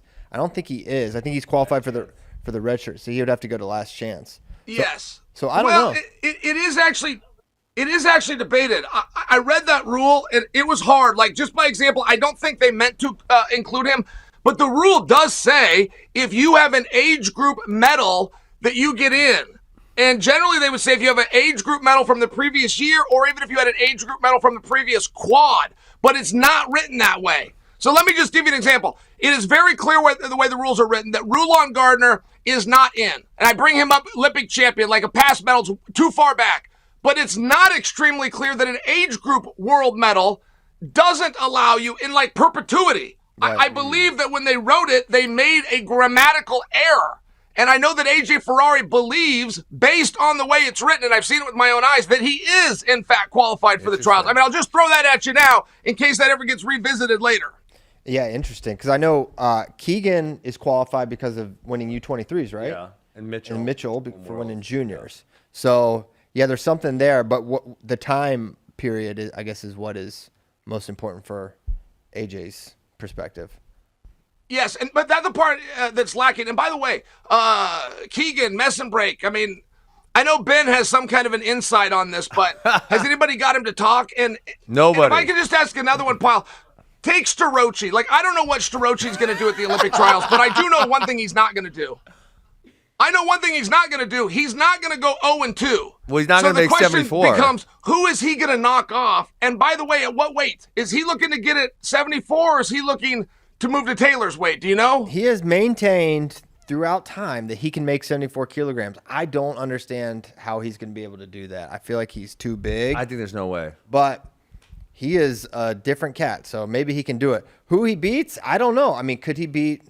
I mean, how would he versus Mitchell, he versus Keegan? Those are like the matches I want it. I mean, maybe it's just because they're in college, but David Carr's in there. Honestly, other than Jordan and Dake, it's really a college-heavy thing, plus Nolf. Plus Nolf, yeah. No, and Nolf's been very impressive lately. Extremely impressive. So, yeah, I mean, he has beaten Jason Nolf, Chael. I don't know if you remember that, but he beat him at the 2021 trials. So, it would stand to reason he could do that again. He's gotten better. Jason's gotten better. But yeah, I want to see that. I want to see if he can make the weight because he's obviously formidable. But it seems I did not know that. Yeah. I watched Nolf have a match. It was with Kyle Dake. He got bombed and turned fast. But then he came through the backside and Starochi was waiting for him. I did not know that. Are you sure on that detail? So it was 2021 World Team Trials in Nebraska. So remember they had the two really close together. Okay. And so Jason went 79, as did Carter. And so, Carter's never made 74 ever. I mean, yeah, no. Well, maybe in his youth or something. Sure. Not in. He's wrestled post college. His last couple of years of high school, he was over 165. Yeah. So yeah, it's going to be. And my larger question, though, has he stated anywhere what weight he plans to go? 74. Has he stated he plans to go to 70? I can make 74, and I'm going 74. Two different conversations. He said, I'm going 74 kilograms. My plan is to make it. He believes he can do it. So all right. He hasn't deviated from that. But, he's also, I don't know. I think it's going to be a huge challenge. I think he looks enormous. And yes, you talk to people around the room, or, not Penn State, but just around. They're like, I don't know about that. But, yeah, as far as Ben goes, he's like, oh, we gotta get, Penn State, and we got to find out what they're doing there. And then Mitchell goes there, and I don't know. I don't talk to him. He said one time, he goes, Mitchell who? Mitchell acts like he doesn't know who I'm talking about. So do you have any strategy for getting through to people that are being, evasive and perhaps dishonest? Well, I very much would respect their coach staying out of it. But I do think that it would be really good insight. Maybe those guys didn't touch each other a whole bunch, or maybe they had some matches that we don't know about back in age group wrestling when they were 9 years old. I mean, just not for nothing. Like, that's kind of what I was hoping to drag out of Ben. I definitely have to respect his standing on it. But do all of these guys, I mean, this is like Murderer's Row, do they all plan to go to the trials? Because we see that very often where the top guy doesn't show up, and I could just use RBY. But RBY was qualified for the trials in 21. It would have put him at 145 and a half. He was in the room every day with Zane, said he knew where he stood, and he didn't enter. And I'm just bringing that to you. Like, are these guys hungry? Is this what these guys want to do? Or are they sidestepping and saying, hey, it's not my time yet? Mitchell and Keegan are definitely going. I think a lot of those guys are. They all went to senior nationals in the middle of the college season to qualify. I think they are too. I think they're. Are there other than Keegan and Mitchell, the other guys you're thinking about, Chael? Well, yes. I'm just curious as a whole. Like Starochi, I'm very interested in. I like his attitude. He doesn't fit the mold of a boring interview like so many guys do. And I know he also looks at MMA. And I think that's one of the reasons he does interviews and talks the way he does. But he's hooked me. I'm on board. And I'm very interested in him. And I would just be curious what weight he's going to go. I mean, those guys are in a unique opportunity. If you want to know right where you stand in terms of likelihood to make a team, and you get to be in that room every day, you can know in your own heart, can I make it at 86? Can I make it at 74? Can I make it in neither? I mean, RBY was one of the ones that came out and said that. I train with Zane all the time. I know where I stand. I'm not going to the tournament. Like for most guys, that would bother us, but it makes a level of sense when you're in an atmosphere like that. And I was just wondering if anybody was doing any talking. They've got me very curious, man. I've never seen a time when we have so many young guys that are this good. And by the way, if I'm jumping around, who's this backup 33-pounder that just went 4-1 with Bo Bartlett? What was that all about? Oh, that's more. In my opinion, that's more about Bo Bartlett just not. Really not attack. I mean, he has a lot of close matches, as Ben will bring up every chance he gets. But I have no idea. I think it's more about Bo than the Rutgers guy, Hermes. Yeah, I would imagine. Hey, right. Mitchell. So what do you do with a guy like Hermes, though? I mean, if you're the coach, what do you do with him? Do you give him a wrestle off? Do you move him to 41? Do you just assign him the spot? Like, what happens now? I don't probably do a wrestle off. Yeah. I mean, you look at his results; they're not, other than a close Bo Bartlett loss, there's not a ton that would say, hey, this is a guy that's going to be a difference maker. So I don't know. I mean, I don't know what they're planning there for Hermes. Are you headed to NCAA's, Chael, or just the Olympic trials? No, I'm going. I'm not at the Olympic trials yet. I'd like to be there, but I'm definitely going to the NCAAs. I made my NCAA reservation the day I got home from last year's NCAAs. Nice. So, yeah, man, I'm counting down the minutes. I can't wait. All right. What weight class are you most excited for? Well, 65 right now has my attention. 65 is just so incredibly loaded and really difficult to predict. I think you'd sound foolish if you didn't go with Keegan, but I think you'd also sound foolish if you acted as though there's not guys in there that have resumes that look a lot like Keegan's. 133 is interesting to me. We have a world champion and a world silver medalist in the same bracket in college. That is so incredibly rare. Oh, and by the way, they might end up on the same side of the bracket.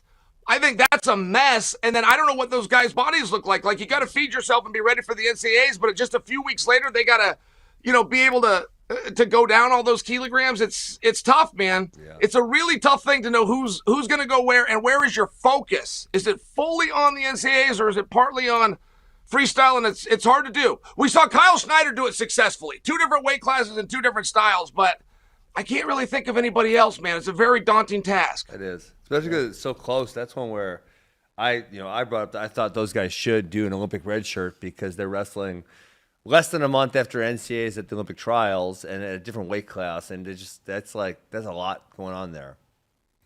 Yeah, we've seen guys make and Ben, world by the way, teams when you talk to like Jaden Cox, was there ever a thought? I know time's ticking down, but was there ever a thought of considering going? To 86 as opposed to, he's got to bulk up. Yeah. From the way I understand it, he doesn't even quite at 97. He's a little bit small. Was there ever any thought of trimming down and going the other way and going back for that rematch with Taylor? But they were very quiet on it when I was asking initially, and I guess my thought was he was going to go down, but then obviously he didn't, and he went up, and now I don't really communicate with him too much anymore. So I have to imagine he's going up because he hasn't wrestled down in forever now. 18, I think. Yeah, 2018. He's wrestled at 92. Every trials, though, without fail. There's always some young guy that comes through in one of the styles, but some young guy that nobody considered comes through and makes waves. And another thing that happens every trials without fail is somebody gets on the scale at a weight that they were able to keep a secret. Nobody knew they were coming into that weight till the day they get on the scales. Do you have any predictions for who that's going to be this year? Man. Carter Starocki at 74 would shock me. Even though it's the one he said he's done. I look at him and I think there's no way that dude's making 70. Because you made 74 kilos as a 174 pounder. But I was day before also. Day before versus day of that's a different story right there. Huge difference. It's gonna be I was surprised Burroughs is going down again because he had been up at 79 and he'd wrestled up at 86 a couple times, and I was really surprised he was going down. But maybe it's going well, and he has wrestled 74 plus 2 kilograms a few times now. Yeah, I think one time. Oh, that was twice. Well, he was supposed to, and then he didn't. Okay. I think I'm recalling correctly. Yeah. Sure. If I had to guess, maybe a 57 that just can't make it. But how about Zane? Zane Rutherford at 65 would surprise me because he said he's going up. Has he? I thought he did. No, I think it was just sort of rumored after Worlds he's going up, but I think he's still planning to go down. So Zane Rutherford is a great candidate, I think. That would be. Because he hasn't said, "Hey, I'm doing this." Gigantic. He's so freaking big at 7. Well, how about Nikki Freestyle? Nikki Freestyle. I know he's going in between 61 kilograms for the Pan Americans. He's working his way down to 57, but he's always a wild card, man. It's always hard to know what he's up to. I think if he's got wise counsel in his ear, they're going to get him down to 57. He's not going to be effective at 65. No way. He's not big enough to be that effective. I think he's still at 57 kilograms. I think it's going to be tough for him. I think obviously best version, it's probably 61 for Nick. That bracket's actually the most fun for me because I feel like it's the most wide open. I feel like all the other ones you have a 1 or 2 guys who are, it's probably going to be these guys. 57, if Spencer made it, you wouldn't be all that amazed. You got Zane Richards, Thomas Gilman. You wouldn't be all that. Aruja, Dayton. You wouldn't be that surprised on any of those guys. Not at all. Yeah, not in the least bit. I think it is as wide open as you state, and I think more than anything, not to rehash this, but I think 57 is not a great first Olympic weight class for these guys. I saw you tweet about that this morning. It makes no sense. Chael, tell these guys about how back in the day, year fusion. Day before. No, but they had a 105 men's weight class. We're up 20 pounds from that. Yeah. I don't feel like it's that small. They have 125 in mixed martial arts. I'm just look at the data, look at the entries, look at the participants, look at humanity. Look at the data. Things have changed. You have the data? I have them. I have the numbers. At some point, I'll release them. No, I think they're too small. Yeah, well, we had 2 weight classes. We had 2 weight classes before you got into the 20s. We had 105 and a half, and we had 14 and a half. Yeah, 14 and a half, by example, that's where Zeke Jones won his world championship. That's where Zeke Jones got his Olympic silver medalist. Yeah, that was a very contested weight. It was a ton of fun. And by the way, is there a history that you know off the top of your head between Vito and Spencer Lee? I'm sure they've met up somewhere, and I can't pull it out off the top of my brain. What was those guys' history? They wrestled at 2019 Senior Nationals, and Spencer won pretty handily. He did not tech him, but it was a lopsided match for sure. And beyond that, I don't think they've hit. They were maybe in the same bracket 1 year, but they did not wrestle, as I recall. So, what is this, a wrestling show? Who is the odds-on favorite at 57? What was your question? No, betting favorite at 57. Gilman? Yeah. I don't know. No, Gilman just got beat twice in a row by Zayn. I mean, there's a bunch of guys. I think if you gave everybody even odds. What'd you say? Well, he looked a little tired when he lost that series to Zayn. I think more importantly is Gilman looked like he was ready to be done. I've never seen Gilman look fatigued before. And then I hear that weight cut is a real bear for him. So now when we're talking about multiple weigh-ins, day of, I think that has to be considered. Gilman is certainly a hammer, but I think that Fix is going to be very drained. I think Vito's going to be very drained. Nick's going to be very drained. It's one of these really tough positions. Except Spencer. Spencer's not that big. Maybe the weight alone. I mean, listen to what the conversation we're having. All these top contenders were like, how well are they going to wrestle? Because they're going to be so depleted from this weight cut. Yeah. And we're going to, probably a lot of people are going to pick Spencer just on the fact that, one, he's excellent, but two, we feel like he's going to be really functional off the scale, and that matters a ton. Didn't he have a bad weight cut at Senior Nationals? I don't know what happened there. Wait, what? Well, at U.S. Open. U.S. Open when he forfeited out? Yeah. Oh. In April. That's what that was about? I don't think that was weight cut related. Okay. Breaking news. Well, Chael, I just have a question for you. Do you know what your first appearance on FRL was? We're at 1,000 episodes. What do you think your first episode was?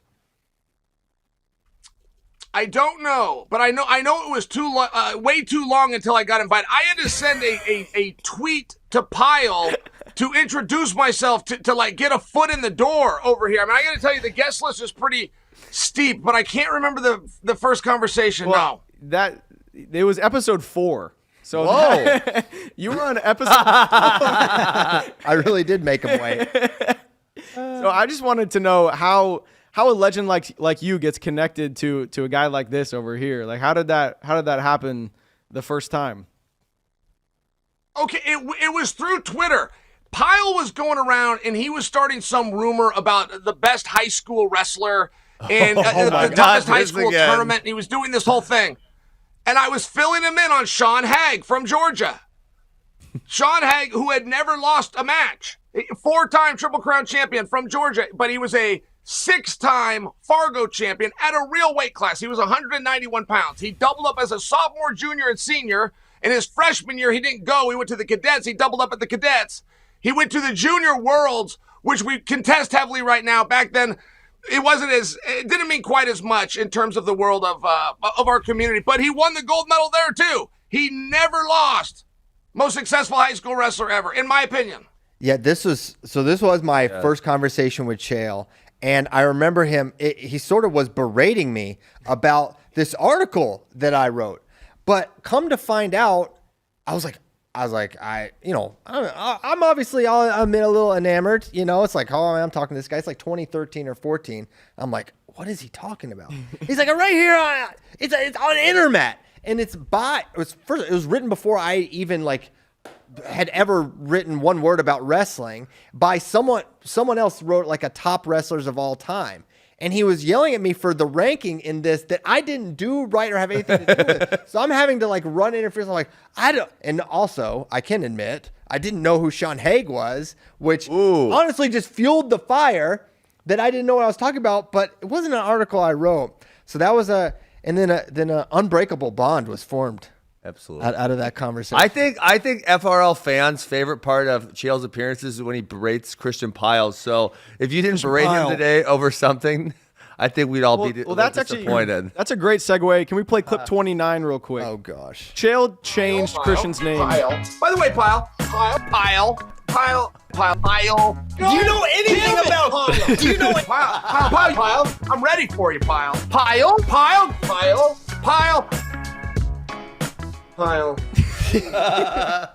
So you changed Christian's name on the internet. Yeah. Did you do that on purpose? Did you do that on accident? No, it was on accident. Don't like that's the first time. Guy's got an S at the back of his name. Piles. It's not like I'm the first person to drop the S. It's a little weird that the S is there, quite frankly. Yeah. He's just making the name more efficient. Have you ever thought about changing it, Christian? No. Fully. Not for legally. No way. I like Piles. Okay. Fair enough. It's my dad's name. So no, that's a great name. That's a great name, Piles. And I know names matter. I'll include the S from now on. But you're getting me sidetracked. I love to tell you about Sean Hagg because it does matter who you beat. It really does. But in one of the finals, I believe he had Brandon Slay. I would have to check that. I know in one of the years that he won Fargo, he had Lee Fullhart. I know that he ran into Casey Strand one time, who went on to be a multiple-time All-American. Sean was the real deal. And another great one when you talk about the greats that people forget is Eric Guerrero, and I'm talking about college. Mm-hmm. But I want to just throw one stat at you, because Guerrero was the same year as Chael Sanderson. If you ever talk about the greats and anybody that was the same time as Chael, no one's getting coverage. All the media is going to go to Chael. But Guerrero was a 3-time champion, and he never redshirted. That's the part I wanted to share with you. So many people do not realize that. He went 5-1-1-1 with no red shirt. So I think by the numbers, he is the most likely of anybody to have matched Chael, to have been undefeated himself, had he taken his time, but he didn't. He jumped right in. Fun fact, more NCAA titles than Big 8 titles, Eric Guerrero. That's it. Chael, how Dwight Henson. During that time, was it just was it much more common, just you always redshirt that first year? Was that like what all the elite guys were doing at that point? That's just what everybody did. Like, there wasn't even a conversation at that time. Your first year when you come over, you're redshirting. It would be much more of a surprise if you weren't. You were to enter college assuming that you were redshirting. And there was plenty of guys that didn't. You know, the coaches would tell them, hey, we're going to have a wrestle-off, and whoever wins here is who we're going to put in. But you would go in with just the automatic assumption without the conversation even happening. So, yes, to your point. By the way, you want to hear a Guerrero story? Yeah. Eric Guerrero, Team Oklahoma State, they go out to Fresno for a dual meet. I've wrestled in Fresno 3 times, and I will tell you, nobody shows up. I mean, it's really small. There's a reason that program was dropped. It wasn't very heavily supported. I don't say that to put it down. I say that because for the 10 people that showed up that day, what a treat. Stephen Abbas, unannounced, bumps up. He got on the scale, down a weight class at his weight class, but when it's time to get on the mat, he gets on the mat against Guerrero. So Guerrero has no idea he's going to have to go against Abbas until the moment. And it was just a great match. It ended up being kind of controlled by Guerrero. I think the final score was like 6-2. But I bring that to you because it had no bearing on the outcome of the dual meet. It wasn't like a team player move. It was just for the betterment of wrestling. Here's a treat we can bring the world. And I bring that to you because, I'm looking back. One guy calls out Strorochi. Ever. One guy's called one guy out in all of wrestling, and it was a gentleman from Iowa that called out Strorochi. But when the duel comes around, you can actually make the match. He's in street clothes. That is infuriating to me as a viewer. I agree fully. Yeah. That was tough. Tough look. I don't want to drag Gabe on that anymore. It was not wise for him to open his mouth to begin with. I won't fault him not wrestling, but the talk you talk, I think you gotta walk the walk. You gotta be there. But maybe Strachey's back year 5 and we get it eventually. If we had to wait another year for it, Chael, that could make up for it, right? Yeah, I would still like to see the match. We had this happen a couple of years ago. It was going to be, well, you know what? It was Jaden Cox and Kyle Snyder, and they were supposed to meet up in a duel. And I can't remember which one of them didn't go to the mat, but we had to wait for that match. And we also saw that with Gable somewhere along the way. There was a match, and I think it was against Paris. But it was supposed to happen in the dual meet, and they put somebody else out there. And you're kind of scratching your head, why are you doing that? Particularly if the guy's here, right? If you're not going to put the match together that everybody wants to see, don't bring him. Yeah. Don't put him on the sidelines in street clothes and tease everybody. It's a very frustrating situation. Cornell got in some trouble within our community. They did that in a couple of different weight classes. And I was like, man, there's a way to do that. But if you're going to bitch out of the match, don't bring them. Yeah. Don't bring them and sit them there. If you're sticking to the story, if I don't feel good, stay home. You know, you can't have a kid that doesn't go to school, but he shows up for the football game. It doesn't work that way. Right. I think it's worth mentioning. I have the foggiest idea why our community, you never want to do anything that isn't good for sport. You don't put any team or any individual. You do whatever's best for sport. But not very many guys follow that code. They talk it, but when it's time to do it, the guy's on the sideline wearing street clothes. Yeah, not good. Not good. Not fun. Yeah, the Cornell thing was crazy. Gabe not wrestling, that was tough. I feel like wrestling gives you that a And what about Starochi and O'Toole? Like, as we look back, at Keegan's the going up next All-Star year. duel, isn't that the match that we should have made? Hey, if Carter sticks around next year, Keegan's going up. We tried to make that happen for the All-Star, really? And it didn't happen. And I can't believe it didn't happen, honestly. I'm disappointed. Because that was I didn't know that. I didn't know you guys tried to make it. What was the glitch? The weight class, I assume? I think it was Keegan just wrestled at Worlds in end of October, and then it would have been a quick turnaround. Yeah. But, yeah. Hopefully we get it next year. Next year. Do you think Carter's going to come back? Do you think the whole I'm not coming back for the 5th year is just... Would you come back? Yeah, would you come back for your 5th year, Chael? That's a great question. I would definitely come back, but that's a different level of success. It's very hard to put yourself in Starochi's shoes. Like, who's ever been able to be in those? I couldn't imagine being in Gable's shoes. I could not imagine letting an NCAA title go or even letting an Olympic gold medal go. I'm right? You got to have such a level of success to be able to think that way. So, yeah, man, they asked Dayton Fix the same question, and Fix said, I'm going to wrestle as long as they will let me. Nelson Brands had that exact same response. I like that. I think that's the honest approach. I think Starochi just wants to be asked or begged or please come back. And I don't blame him for that, but I don't know how sincere I take him. I also think, the grandeur that he has about MMA, I don't think he really knows the other side of MMA. It's a very cold and tough business. You're not going to get out there and be on pay-per-view and making millions of dollars right away like the dream is. I think you're better to stay, build whatever brands you can, whether it's through the Big Ten Network, the NCAA, whatever you can do to get that extra rub, I think is smarter, particularly if you have professional dreams. He's done a lot, but if I was in his shoes, I'd wrestle.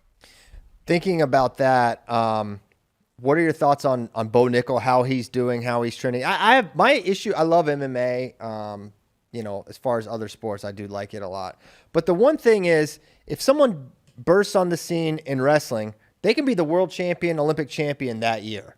Right. Tazudinov. No one knows who this guy is. And then you're the best in the world in a matter of 3 days. Whereas MMA, you got to wait forever and a day to get a relevant match. I mean, Bo is still not being matched up against anyone that is seemingly in his universe. Do you think that as a mistake that the industry makes, obviously it's a successful industry, but I don't know, it just annoys me I think it's annoying also. It takes too long. What are we waiting for? Yeah, no, in combat, boxing is guilty too, but we never really know who the best is. I think that Floyd Mayweather, just by example, did enough successful things over enough tough guys over a period of time that we could give it to him. But, I mean, we really never know. There's no competitive architecture.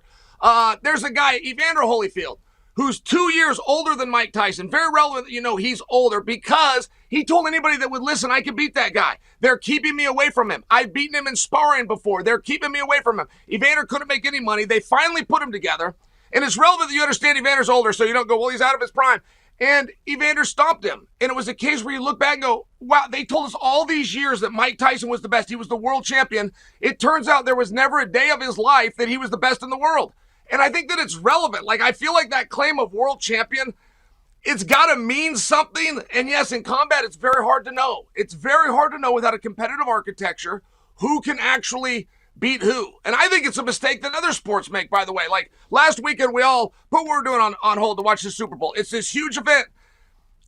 I don't know that it should be. I feel like you could have 20 of those huge events if you pass the title. How do you win the Super Bowl, go into another game of Super Bowl champion, lose that game, and keep the championship?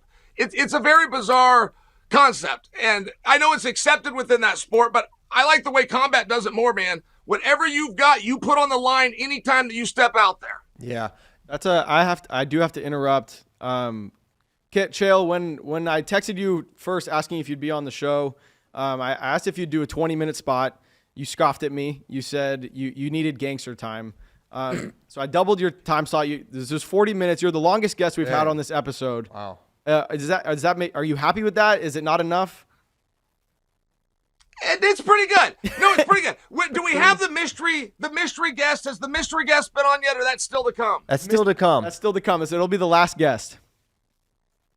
All right. You care to guess who it'll be? I'll go back and I can tell this is like a here's your hat, what's your hurry moment. Very good. I actually came here today not for controversy or to fight or even drop fun facts about Sean Haig and Eric Guerrero not taking a red shirt. I came here to congratulate and to thank you guys. You provide entertainment. You provide knowledge. If it wasn't for you guys, our sport would be very different. Somebody has to talk about these matches. Somebody has to get this fire going. You guys took that. You ran with it. I can't wait till show 2000. Congrats and goodbye.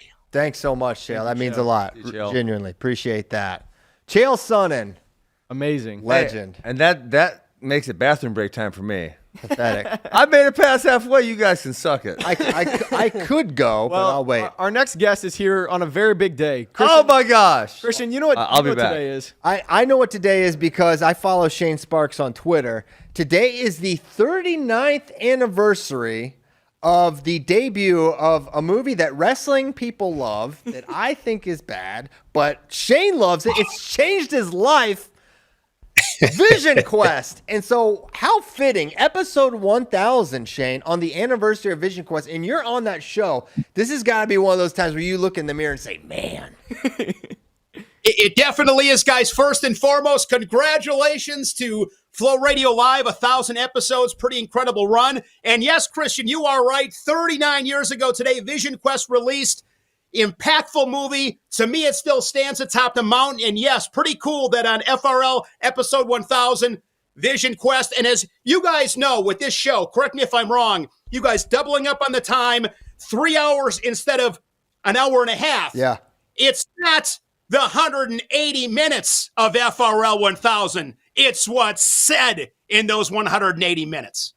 Now that I can get on board with, Shane. Absolutely, 100%. On that, JD looking good with the shirt. Thank you. Saw some stuff on Flow Social before. I knew you wouldn't disappoint. I applaud you once again, leading the style here on FRL. You always do. As always.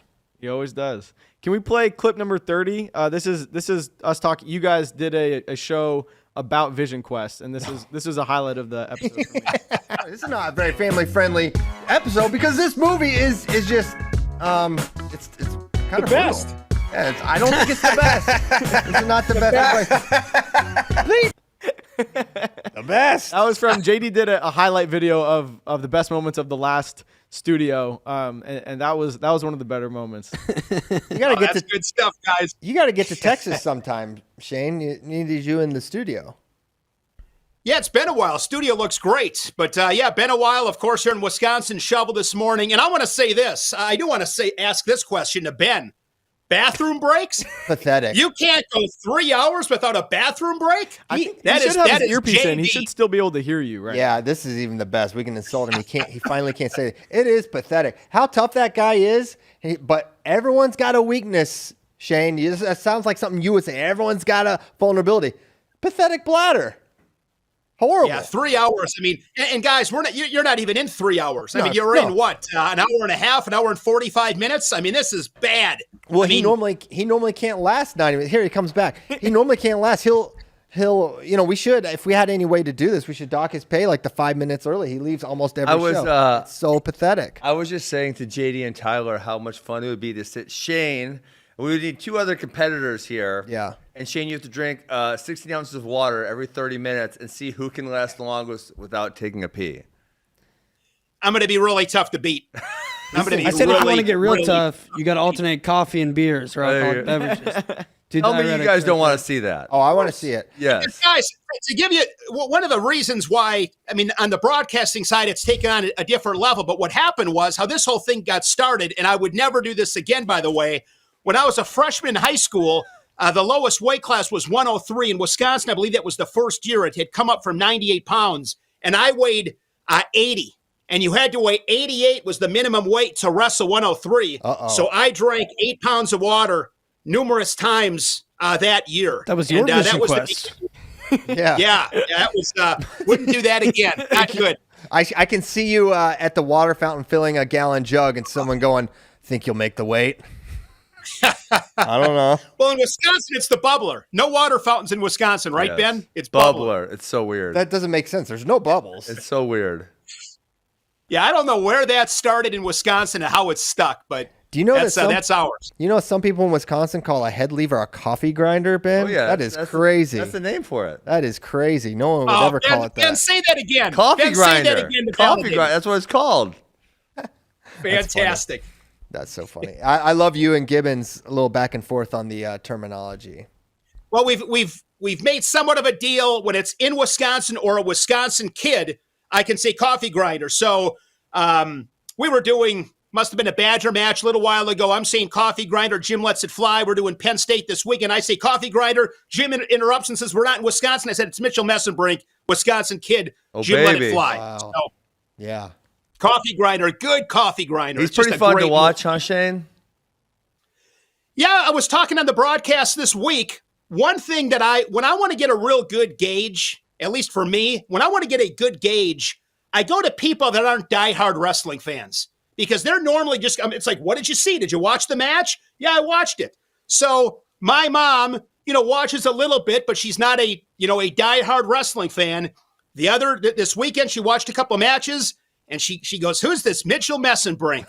She loves him. And why does she love him? Because he lets it fly and he wrestles and he's entertaining. I mean, it's no surprise. But people like action. It doesn't matter what it is. People want to see people scrap, win or lose, let it fly. And he's, and I think it's safe to say that the faces of those programs are two guys going for 4 national titles. But he's quickly becoming a fan favorite.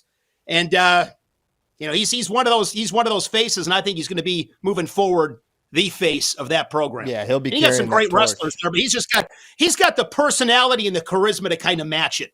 Yeah, unique style for sure as well. He'll be carrying the torch, no doubt about it. Shane, what's your favorite memory of FRL? Oh, that's a good question. Gosh, we've had so many fun conversations that go off the trails. I mean, that's what I think about. I mean, the bathroom one. I mean, there's been plenty of times I get off of FRL and I'm almost feeling guilty the rest of the day. Like, gosh, I wish I wouldn't have said that, or I hope I don't hear anything about that. But so I just think those are just fun. I mean, I think, I remember one of them, and one of them we had once was on like being shocked. And not being. I did it today, like, Shane. Did you know that? Did you know that Ben got tased at the beginning of this episode? Myself. I might get Christian by the end of the show. I did not see that. I think I tuned in about 8:40, and then I was on for a while. Then I had to watch for a while. Then I went and shoveled, and then I came back in. I watched the Gangster. I mean, that guy brings it. I mean, he makes me laugh. He brings it. That's a high intensity, a high pace. But what's up with the taser? So what did you do? Well, that was where the shock came from. Yeah, shocked. Really? Gosh, all the way back. I said it was about Wyatt Henderson. Now, I thought I said not All-American, but apparently I said that he wouldn't finish lower than 14th, which he technically didn't because it was the round of 16. So he could be 13, 14, 15, or 16, in fact. Wow. What a pathetic technicality you're trying to get. I tased myself. I took my medicine. I didn't even think about that. So he could have been 14th. I guess. Yeah, or 13th. Or he could have been 13th. Yeah. Oh, that's great. So yeah, that conversation stands out. Just some of those debates we have. I mean, nothing beats a good wrestling debate, and I'm undefeated in that category. Wow. Oh wow. I think Shane's all-time one that he still won't give up on, that he's so obviously wrong on, and we even had the Anthony Robles come on here and tell Shane his strategy, and Shane still won't Trust him. Wait, I'm clueless as to what you're talking Oh, about. no, we can't start over, Tyler. We can't start over. Yeah. It's kind of like in baseball. Sometimes you can make a bad pitch. You hang one and the guy misses it, fouls it off. It's still the wrong pitch. You just got away with it. You can make a really good pitch. Guy could squib one right down the line and he gets on base. It's like, that didn't make any sense.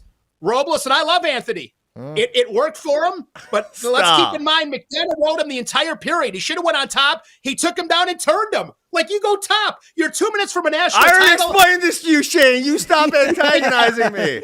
I think, Shane, you're trying to troll me right now. Yeah, Ben kind of blew it there. As Mitch Clark would say, take top. Oh, my goodness. Take top. All right. I will not other position. engage further. Yeah, you can't. I can't, but that's stunning restraint from Ben. Normally, once something fires in the brain, he can't let it go till. I'm going to let it go, Shane.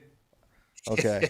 Well, Shane, thank you so much for joining us. It means a lot. You've been a great part of this show, and cheers to 1,000 more. Hopefully, we have you on a bunch. Yeah, more. guys, thanks for having me on. And once again, congratulations. That's something to be proud of. 1,000 is not easy. And congratulations. Always fun to talk some wrestling. You guys have a great day and enjoy the rest of the show. And I will leave you with this. Oh. Take top. Let's go. I know he hung up right as he said it. He's got small hands. Now I'm eating my damn beef jerky piles. Oh, I don't mind. Right into the mic. Look at that. Light that stogie. My wife gets mad at me when I chew too loud. And I said, I'm eating. What do you want from me? That is one of my big pet peeves, honestly. Don't you do it. You guys... close your mouth when you chew. You guys got no garbages on the set. What the heck? In honor of the Slim Jim, should we pull up the Cyon clip? Of yeah. What number is that? Cyon busting it. Which number is that? 11. 11. Can we play clip 11? Cyon, here we go. Crash real quick. Congratulations. Wait. Oh, you don't know where the camera is. Here comes Cyon. Yeah, cozy up. Now let's put the one drop on here. Let me turn the bottle around so nobody He's can putting his insane hot sauce. Keeps that thing on him. Oh, no. No. Cyon. He's gonna be glistening with sweat in Oh, about my 3 gosh. seconds. That couch is going to need to be wrung out. Just 3 wide in that couch. Update, he is sweating profusely. Yes, he is. Yeah. I was going to say. Look at that glisten. Can we get it? Can you go towards the light? You've been told never to go towards the light. Yeah, that's dangerous, Will. Freaking Cyon. And there's Ben right there. Wow, this is a full circle moment. Is it spicy? I like how he. No. It's not very spicy. I like how he put the it wasn't like a bottle. It was like a dropper. Yeah. Like a science. Experiment or something. That's how you know it's hot. You can only do. That's crazy. I had to. So Sion's first ever appearance on FRL, you guys gifted him a box of Slim Jims. Yeah. Is that because he eats a lot of Slim Jims? I think he told a story about how he did some long road trip and all he had were Tabasco Slim Jims. Yeah, he said that on the podcast. Okay. He ate like 12 Slim Jims. Yeah. And He did used to eat a lot. Yeah, I'm actually noticing he doesn't really eat them anymore. Well, we don't He have used to like eat the them all the classic time. Slim Jims anymore. Yeah. Leave me alone. Leave me alone. Eating Ben Askren. My wife's gonna get mad that you hear me too. In preparation for this show, I watched every single episode with Cyon to pull some of these clips. So ever since you guys gifted him that box of Slim Jims, Cyon, we didn't used to have nice mics like this, right? The mics used to be all over the place, and he would open his Slim Jim wrapper into the microphone loudly from the other side of the room while you and Willie would be talking. Yeah. In every episode, he was opening his Slim Jim wrapper into the microphone while you guys were trying to talk during the show. It 27 episodes straight. So yeah, he kind of see. This is the war at Flow Sports. I'll continue to fight it. So funny. I've got him off the Slim Jims at least. We have another couple minutes. Oh yeah. Oh, he's on. Oh, he's on. Let's go. Let's bring him on. So actually, before we bring him on, let's play. Where is this? Let's play clip 33. People in the wrestling community may or may not know Greg or Wes Wesley, whatever you want to. In this. Well, this is Stu Stalling. Oh, this is okay. Stu Completely Stallings. different name. So many aliases. So you might know our next guest for his huge video in the wrestling community called Stall Camp. Let's play the teaser. Our right philosophy now. is 1-0. It's pretty simple. Why score 5 points when you only need 1 to win? You scored 14 more points than you needed to. How many times I gotta tell you, son? 1-0. These guys are like a circus act. A bad circus act. Idiots, man. Idiots. These guys aren't coaches. They're clowns. I never heard of these guys. I recruited one of those guys that went to that camp. He's horrible. Now that I hear about him, I'm sad. I would send my kid to a Michigan camp before I would send him to a stall camp. Wow. So let's bring him in, the creative genius behind stall camp. Greg Warren, how you doing, Greg? Hey guys, how's it going? Going great, man. Thanks so much for coming on. Can you hear me? You've been on the show a few times. Obviously, you've been a fixture at Flow before I was here with the West Wesley Red Alert, the Afton Quadrangular, of course. Still doesn't get the love I think it deserves. But what's new with you, Greg? Uh-oh. Oh no. Oh no. Well, there he is. A couple things. I'm having a little bit of a hard time hearing you guys, but let me know if you can't hear me. I hear you. We can hear you. Yeah, I got a couple of things. Number one, I was supposed to be on at a different time, okay? Yes. And then Meisinger reaches out and says, "Can you switch because David Taylor has something else going on?" And I think it's a slap in the face to me, guys. I mean, David Taylor, he's won some world championships and Olympic gold medals, but I look it up. I did well in a couple of tournaments too. I took second in the UNI Open one year. And then, I think you mentioned I was a big part of Flow Wrestling. I was Wes Wesley. I was Stu Stallings. And a lot of people are talking about their favorite moments from FRL, and I've never missed an episode. I want to talk about my least favorite moment from FRL. Uh-oh. I can't wait. I mean, I wake up, I go to the gym. Sometimes you guys get me through a workout. I'm listening, and I'm thinking, yeah, these are my friends. This is a company that I was a big part of. And you guys just spend an hour just teeing off on St. Louis and our cuisine, and it still stings, man. Well, I wouldn't say it's all out war on St. Louis and its cuisine. It is one particular pizza establishment called Emo's, and it is called St. Louis style pizza. So maybe it is a little bit. It is without a doubt the worst pizza I've ever had. That's probably, and I'm nothing if not honest. It's not you guys. You guys are to make matters worse. You're talking about how bad our pizza is. Then you spend another hour talking about how great some gas station pizza is. Casey's. Now you're talking about my local Casey's. Oh, baby. Yeah. Casey's is so much better than Emo's. Yeah, I like Casey's to buy gas. It's a great place to get gas and a couple of snacks. Not to enjoy a meal. I mean, hey, it's Casey's general store. We tried to get it going. It is a general store. You're right, man. It's a general store, and I enjoy it. I like it. It's not a Quick Trip, but it's a good convenience store.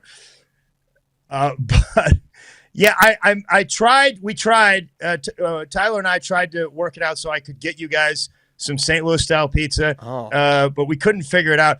They are on their way. They will be there next week. I'm sending some to Ben's house. I'm sending some to Flo's, and it's not Emo's. Greg, do you think not even the homeless people would eat the St. Louis style pizza? You don't have to answer. Ben, that, I know Greg. you're a good wrestler, okay? And you used to be my friend before that, but I'll go with you. I'll you want to go? We'll go Greco right here. We'll go three in a group. All right, top, bottom out. Here's the thing, Greg. I should have seen this coming with the Tyler Saboteur thing, because people may not know. Everyone knows Tyler went to Michigan. Okay, his coach Sean Bormet, you broke his heart in the round of 12, and so this is Sean Bormet pulling strings, puppet mastering Tyler, the long con, sabotaging Greg Warren. I should have seen it coming. You beat my coach in the round of 12. Oh, like he doesn't know. He's playing dumb. Oh, my gosh. I never would have invited you on had I known. You knew about this. Yeah. I always qualify this because I beat him when I was a senior and he was a freshman. So count it. yeah. Unfortunately, yeah, I do count it. I do count it. But if you look at our careers, they were a little divergent. I think he did a little better than I did. Hey, 1-0. That's all I see. Yeah. Yeah, you're right. You're right. Yeah, you're right. Well, I just hate to say that because you guys ever have somebody in high school. When I was like a freshman, I lost to some senior who was a chump. I was just a freshman in high school, and this guy beat me. And every time I see him in St. Louis, he talks about it, and I can't take it. So I know. Well, as revenge for taking out my coach in the round of 12, I have a clip. I went through your guys' every episode you've been on FRL, the 3 or 4 that you've been on, and this clip made me really laugh because you told a story about a farmer, and as soon as you said his name, Ben knew exactly who you were talking about, and it made me laugh so hard. So if we can play clip 32, and then I'll have you finish the story because the clip doesn't finish it. I lost in the blood round my junior year, and our coach Wes Roper called me in for like a meeting that summer. He's like, Warren, you need more competition in the practice room. We're bringing in this guy next year, once a week. He's a local farmer. His name's Steve. I'm like, that guy, right. he's legit. He's legit. yeah, Ben knows who he is. I didn't know that, Ben. I thought he was just an old guy. He was like 42, and I'm 20. I'm like, I'm not going to wrestle that guy. I'll play checkers with him or something. And he doesn't warm up. He just sits there during the drills. Coach goes, Warren, go live with Steve. All he does, he like just slaps both of his legs, just like slaps both of his legs and gets in this really weird like Bratke stance. Uh-oh. So, yeah, and then what happened? So he did that warm-up. He just slapped both his legs. And I looked at my friend Chip Bunner, and I was like, I'm not going to wrestle. I'm not going to hurt this old man. I'm a Division I college athlete. Like, what am I supposed to do? He doesn't even know how to wrestle. And they blew the whistle. And I swear, Ben, I don't know if you've seen him do it. He does this thing. He jumps like 1.5 feet in the air. He grabs your chin and your head at the same time, throws me on the mat, and then just beats on me for an hour. Like, just beat on me. And it was very unorthodox. It was like Ben Askren stuff before Ben Askren, and there was no learning. He had crazy athletic ability. It's like coach is like, you learn something from. The only thing I could learn was how to take a beating. And so to come to find out, he was on the Olympic team in '80. I think he was an alternate. He was on the Olympic team. Nobody told me that. Do you guys remember what happened in 1980? We boycotted. We didn't go. Yeah, and apparently he's still angry about it, okay? Like, he still harbors resentment about it. That's incredible. What a setup. He was actually, now that Roper, you know what? Roper was pretty tough, man. He was like kind of Brands-ish, Gable-ish. This is how good Steve was. At one point at that practice, Roper goes, "Hey, Steve, take it easy on him," which I've never heard him say anything like that. Oh, my gosh. It must have been bad. I love the progression. I just had a memory the other day. I love the progression of that story because it starts out, it makes it seem like Steve is just this random farmer legend that both you and Ben know who just shows up and beats on wrestlers sometimes. I like before you find out he was good. Yeah. Yeah, he was a national champ for Okie State, and I think he won the U.S. Open that year, but he sort of knew that they weren't going to go, so I don't think he wrestled in the trials. I think that's how it worked out, actually, he told me. I thought of this thing the other day about Roper. I told you guys about that time when Roper said I laid down at Northern Iowa, like I almost got stalled out of the match. So I thought about this the other day.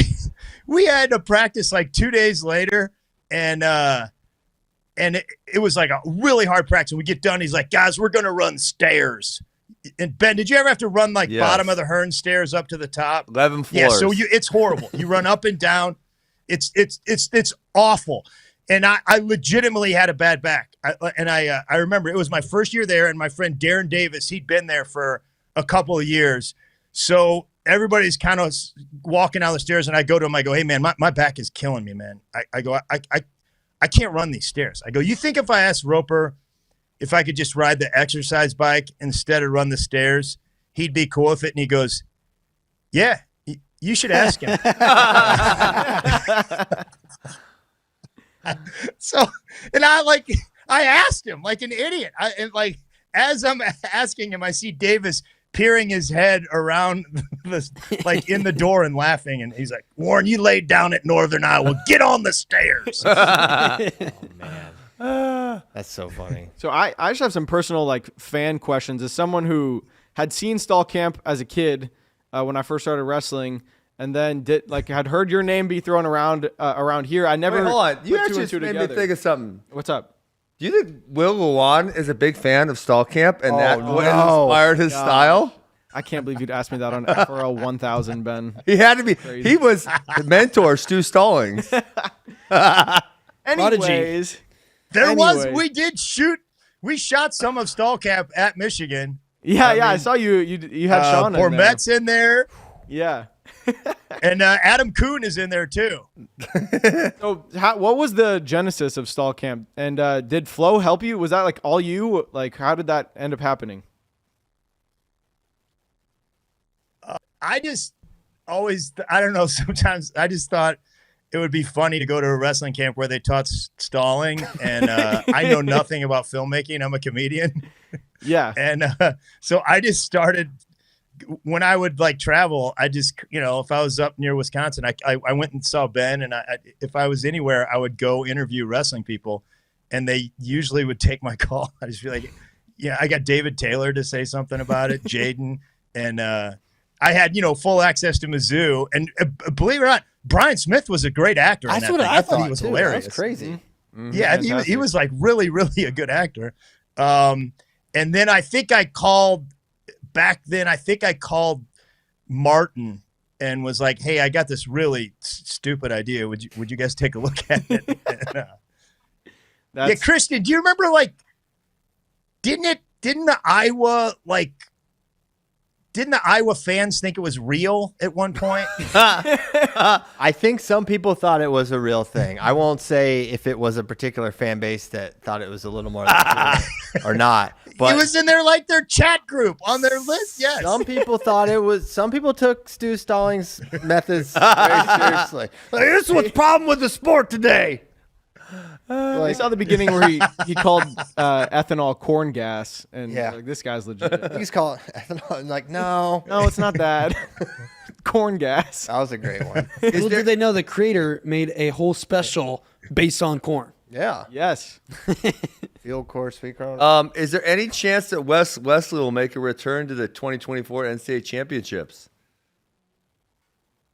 I'm going to be there. I may see if I can get Wes to show up. We beat that character to death. I'm not sure there's anything left for Wes to say, but I do remember when Max won a title. We did something me and Joe Williamson and Ben walked around and did something with that was Wesley. 2010. And so Max was with us, and he was. People probably forgot the bit, Greg. I think we could run it back again. You think we'd run it back this time? All right. 14 years? What do you think? Heck yeah. Yeah, we were Timeless. just doing bits, and that's when Royce Alger tried to kill me, I think. Wait, what happened? Royce took it very seriously. He wasn't going to. Greg tried wrestling him. Really? Wes tried wrestling him. Yeah, Wes did. Wes tried wrestling him, and Royce put me down pretty quick. So, Greg, what's new with you? Where are you at? Are you on tour right now? And more importantly, when are you coming to Austin, Texas? Man, I'm going to be in Austin, Texas in 2 weeks, I think. Oh, yeah. Let's go. At the Creek in the Cave. It's a club downtown. Oh, we've been I'm there. going to be there in a couple weeks. I'm in Lexington, Kentucky right now, doing shows all week. As long as you ask me, I'll plug something. I just worked this. My friend Ethan Carl. He's a really good country music singer. His dad was my teammate at Mizzou, and Ethan asked me to do a show with him. We're going to do a show the night before the tournament in Kansas City. It's country music and comedy together. Oh, there you go. I'm a special guest. Yeah, it's the night before. It's a place called the Tin Roof.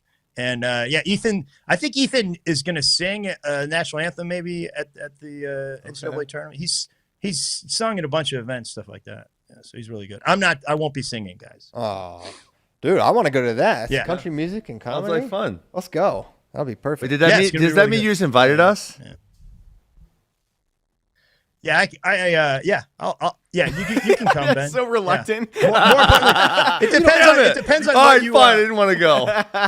Well, we promoted it, but at what cost? It depends on what. It depends on what you guys have to say to me next week when you receive these pizzas. Man. I want to make this clear. Hey, These never are had not emos. These are Joe Bacardi's pizzas. My friend Ray Bacardi, his dad has a pizza place, and he's going to send them special to you guys. Ooh. I believe he's throwing in some toasted ravioli, which is a St. Louis delicacy. That's incredible. Yes. My mind will be open to this, to the possibility of this pizza being good. I hope so, Christian. It is. I hope so. He's going in tainted, though.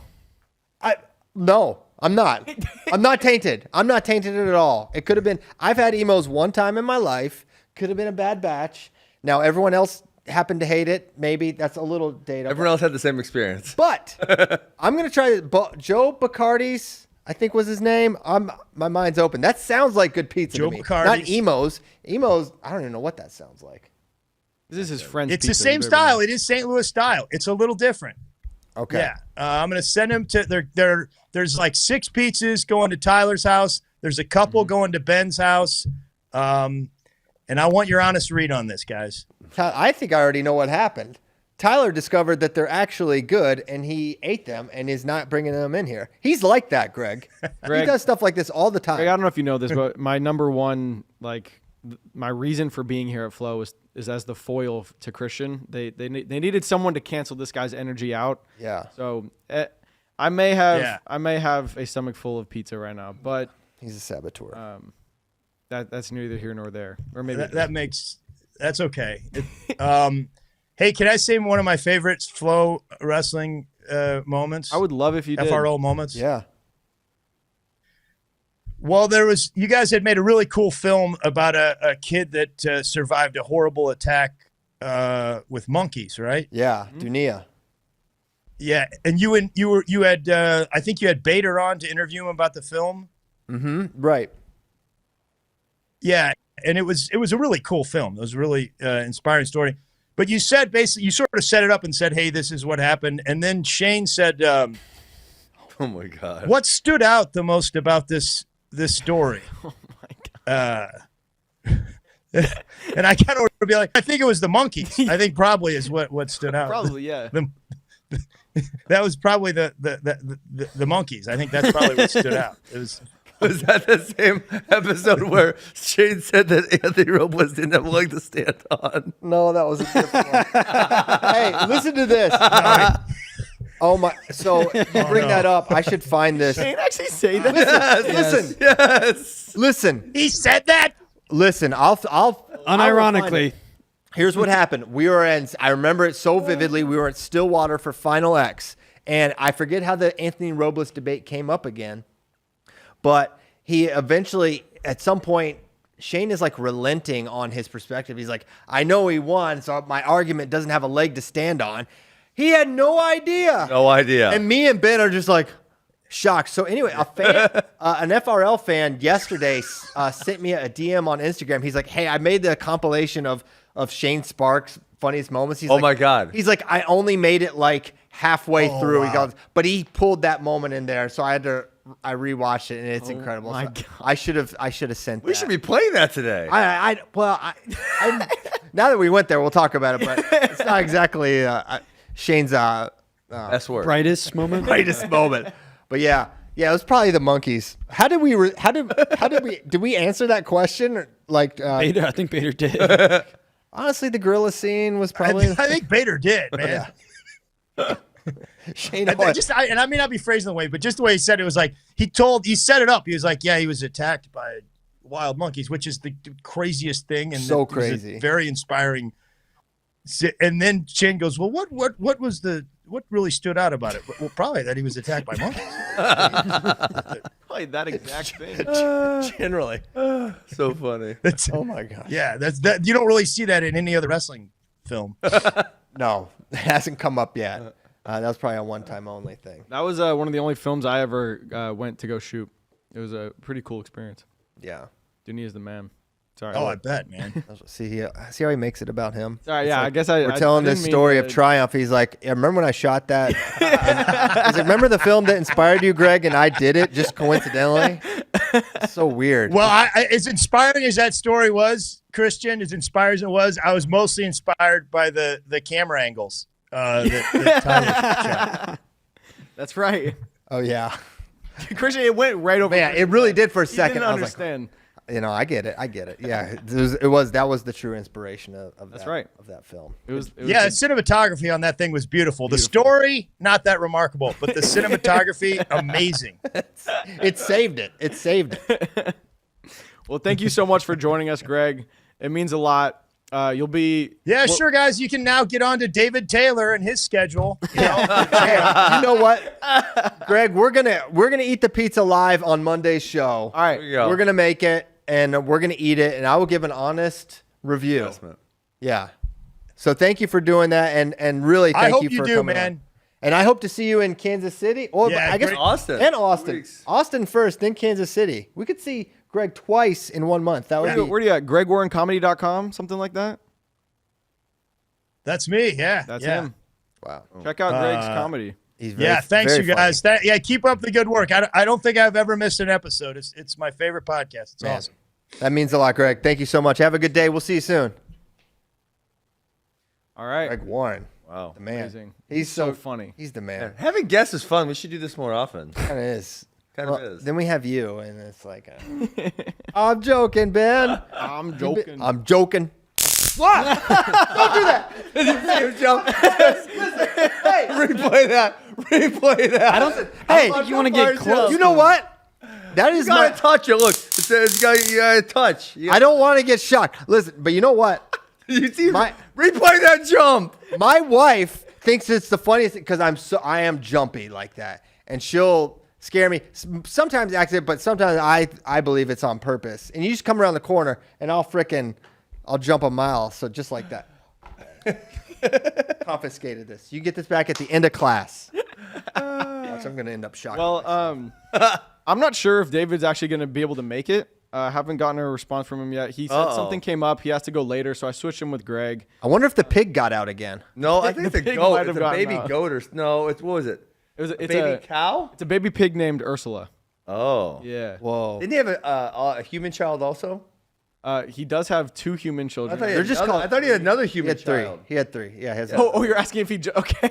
You actually if don't. he just had a baby. You actually don't have to say human. You can just say child. Well, you were talking about baby pigs. I didn't want to get confused. Right. As opposed to his furry children. Yeah. No. He was posting on Instagram about. I can't remember if it was a cow or a horse, but it was like a short horse. Oh, I don't know Or about cow. that. Little Like Sebastian. Little Sebastian situation. Now he's been. Let me go to his damn Instagram. Well, while you're doing that, I think a fun memory to revisit. Let's play clip number 34. This was when AJ Ferrari wrestled Younger Bastida. Oh my god! This is why AJ Ferrari hates me. But this was grabbed his donger. He grabbed his donger. Love this clip. This is a great memory. Oh my god! The match everyone wants us to talk about. I can't believe we're gonna talk about this. You can't not talk about it. AJ Ferrari got caught grabbing something of Younger Bastida's. It wasn't his. It was not his. It belonged to Younger. It belonged to Younger. Younger let the official know. He's like, that's mine. He has a hold of it right now. Younger. Why did he do it? What was Ferrari thinking? What was he doing? Doing that in neutral is wild. Listen, this is the man who told Jordan Burroughs to shut up and wrestle. He's a bold person. He's a bold individual. Yeah, that was. What do you think Coach Smith says about that? Did we get to watch the clip? Yeah, right now or AJ, what were you doing there? You grabbed the man's wiener. You can't do that wrestling. I love Younger's reaction. He's just like, hey, Ho, can you guys check this out? Great. You know what? What I think is underhook impressive. defense. It was underhook defense. Get it off the screen. You know, after the splits and double birds, that moment will be forgotten, but it should not That be. can never be forgotten. That's why he hates me, because we were dying laughing about him grabbing another man's penis. Y'all are gonna, on camera. y'all are gonna get me killed.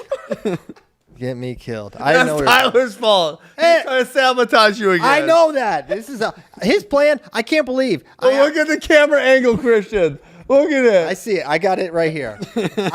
I've seen the. What is large right behind your head? Sure it is. Yeah, that was interesting. Yeah. That was during the weird year, the 2021. We didn't have much to talk about. Oh my god. Man, Corona was a whole era of this show. Yeah, I was gonna say let's talk about the beginning before the show started. We can take that down from behind. Yeah, Christian. Before the whole show started, we had like an intro segment, right, with all the different studios. Yeah. You want to run through just what the different studios looked like? If we can pull that up and maybe hit pause on some of the different. Well, you don't have the first one, which was Zero. Yeah, Bader was telling me about that, and I couldn't remember the first one. Well, it was only radio. The first one was my basement in Virginia. So Oh. it wasn't on video. Yeah, these are almost all the same room. That's it.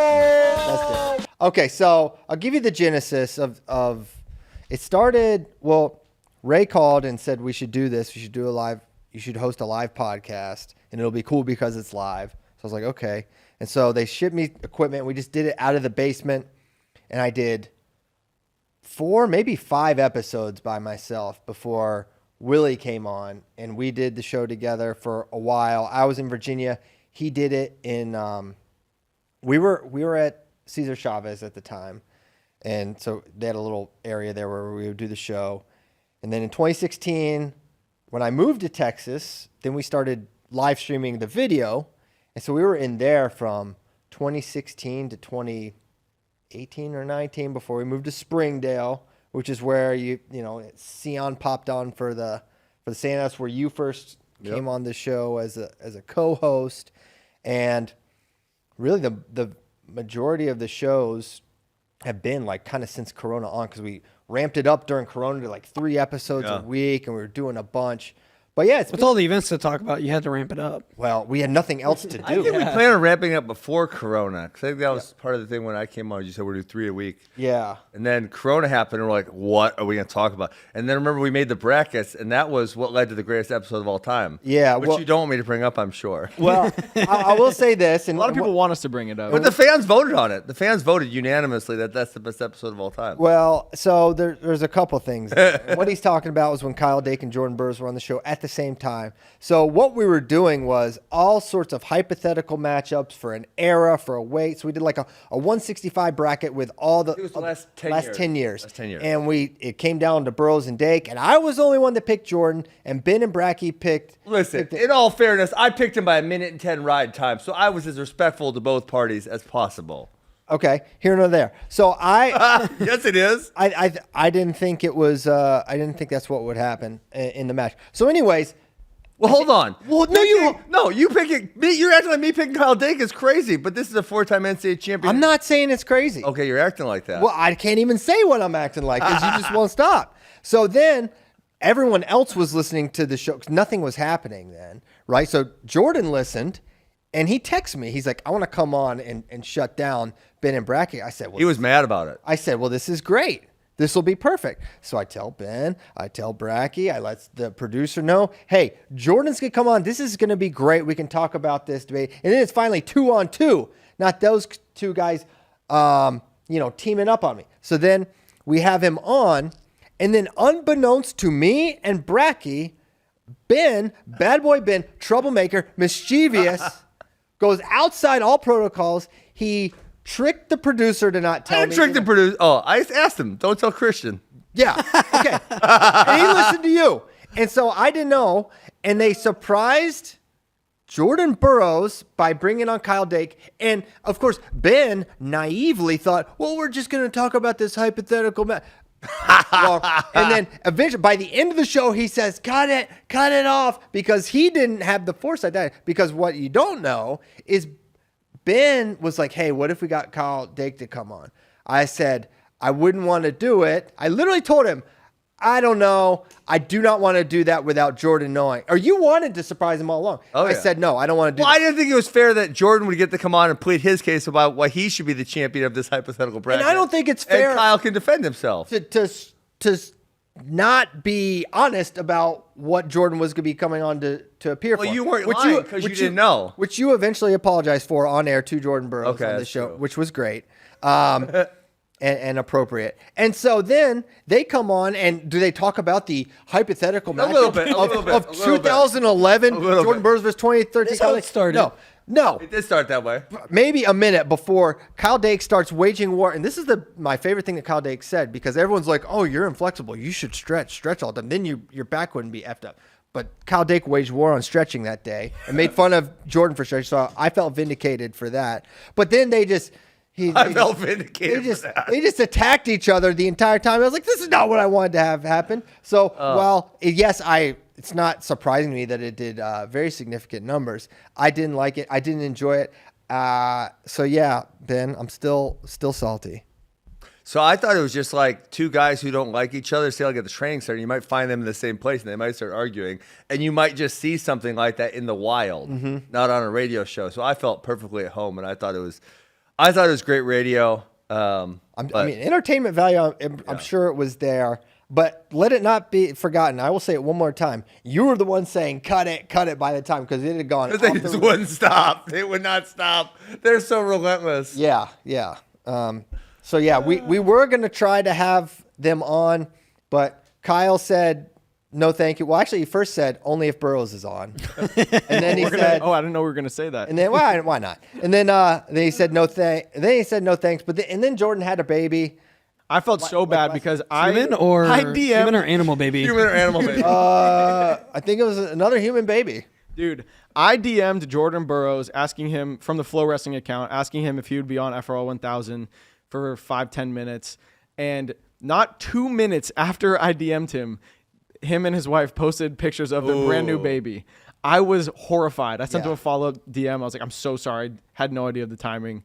Take time with your child. But yeah, it was funny for me to watch he was sitting next to me at the time. He's like, oh my gosh, Jordan just posted he had a baby. I just DM'd him. And I was like, But they kept this one like a little more under the radar than the others. So. They really did. I felt like Lauren made a post about it and said like, yeah, we were just kind of, I don't know how to, I don't want to say secret because it wasn't a secret, but they weren't like publicizing it much. Yeah. Anyway, but yeah, you did do that, Ben. But that great episode. No. We have 9 minutes until our mystery guest calls in. If you're in the Facebook chat or the YouTube chat, I encourage you to try to guess who it is now. We could do Oklahoma State, Penn State, Nebraska preview. We could shoehorn that in there real quick. A little 9-minuter. Yeah, a little 9-minute segment. This is perfect. I sent you the picks, Tyler. That is. Tell us the have picks. a couple picks. Okay, let me pull up the picks. All right, yeah, because I got nothing. I didn't think Ben's brain could handle not going a week without picks. Yeah, let's do it. I love it. I like it. All right, first up, we got Kairini versus Vito Arujau. Vito -8.5. What? Ooh. Kai. Okay. Kai covers that. Vito's had. I don't know.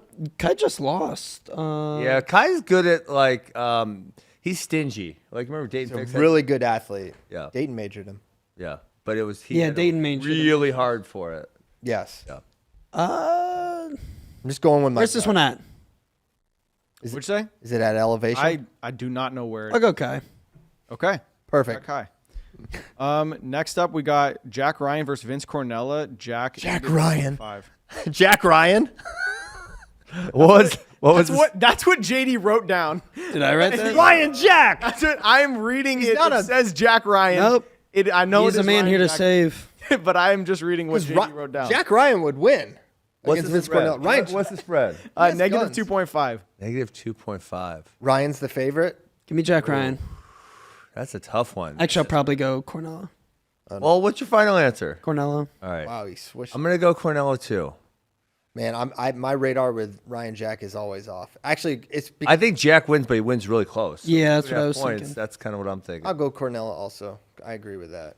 I'm sorry. I'm coordinating with guests right now. Okay. Ed Scott versus Myra Shapiro, -3.5. This is going to be. Ed's been terrible this year, though. Yeah, I think. I love Ed, but he's not been How good. many points? 3.5. Oh, I got Meyer. I need to check my wrestle stat. No time. No. I don't think he's been that bad, has he? I mean, he hasn't been. Maybe he's taken a couple losses, but feel like I think they've been close. He's taken some L's. But after the way Meyer looked against Brock, gotta go. Yeah, Meyer. Yeah, that was rough. Sorry. So I have not been writing your guys' things down. We did all Cornella and we JD, did no, all. we'll just go back after get the it. show. We can get Okay. We're recording. We actually our Mr. Guest is on now, and I think we should go ahead and bring him on. Okay. Not just yet. Let's see if I. I think we should bring him on. Well, not now. Let's see if I have a clip to play.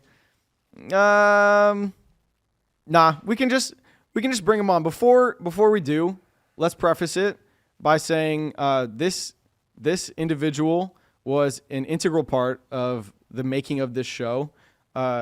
Christian used to refer to him as his mainest man, and he's back. He's making his big return to FRL for the first time in years. Ladies and gentlemen, please welcome Willie Saylor. Willie. Oh, he's getting a call already. Someone's like, get off the call. Get out of here. We all. Hey, as soon as it starts, right? As soon as it's introduced, as soon as it's alluded to, phone call. How we doing, boys? What's up, Willie? Man, listen, I was thinking back, last time we were on video together, I believe I was under oath. So I think this show is already off to a way better start. Way better. Is this being recorded for Karen purposes? I don't know. I'm not sure about that. Hey, I'm sitting in the green room here. You guys are all fancy now. You guys got very sophisticated studios and stuff. You guys, right. I was going through the process, testing with the team yesterday. But I'm sitting in the waiting room here, and I'm watching you guys and Ben with the younger piece. And oh man, the younger piece, literally youngest piece. With the younger clip, and it dawned on me, like you were Ben and these other young bucks have gotten you a little looser over the years. When we first started, I couldn't. Your face when I would do certain things and say certain things, which is part of what made, I think, a show with me and you work so well, is you were by the book. You were a little bit more conservative. I was a little bit more loose cannon. But man, Ben and those guys really loosened you up. Loosened you up, Piles. Well, you got Ben, you got Cyon. There's nothing but bad influences around me. And I do think that did make work. I'm trying to loosen up a little bit. One of my favorite memories of Christian straight manning and you going in on him. If we can play audio clip 39, this made me laugh so hard going back and listening to these clips. So Christian was known for booking terrible hotels. Is that right, Willie? Oh, absolutely. Cheapest he can get. So this is you guys arguing about the quality of extended stays. There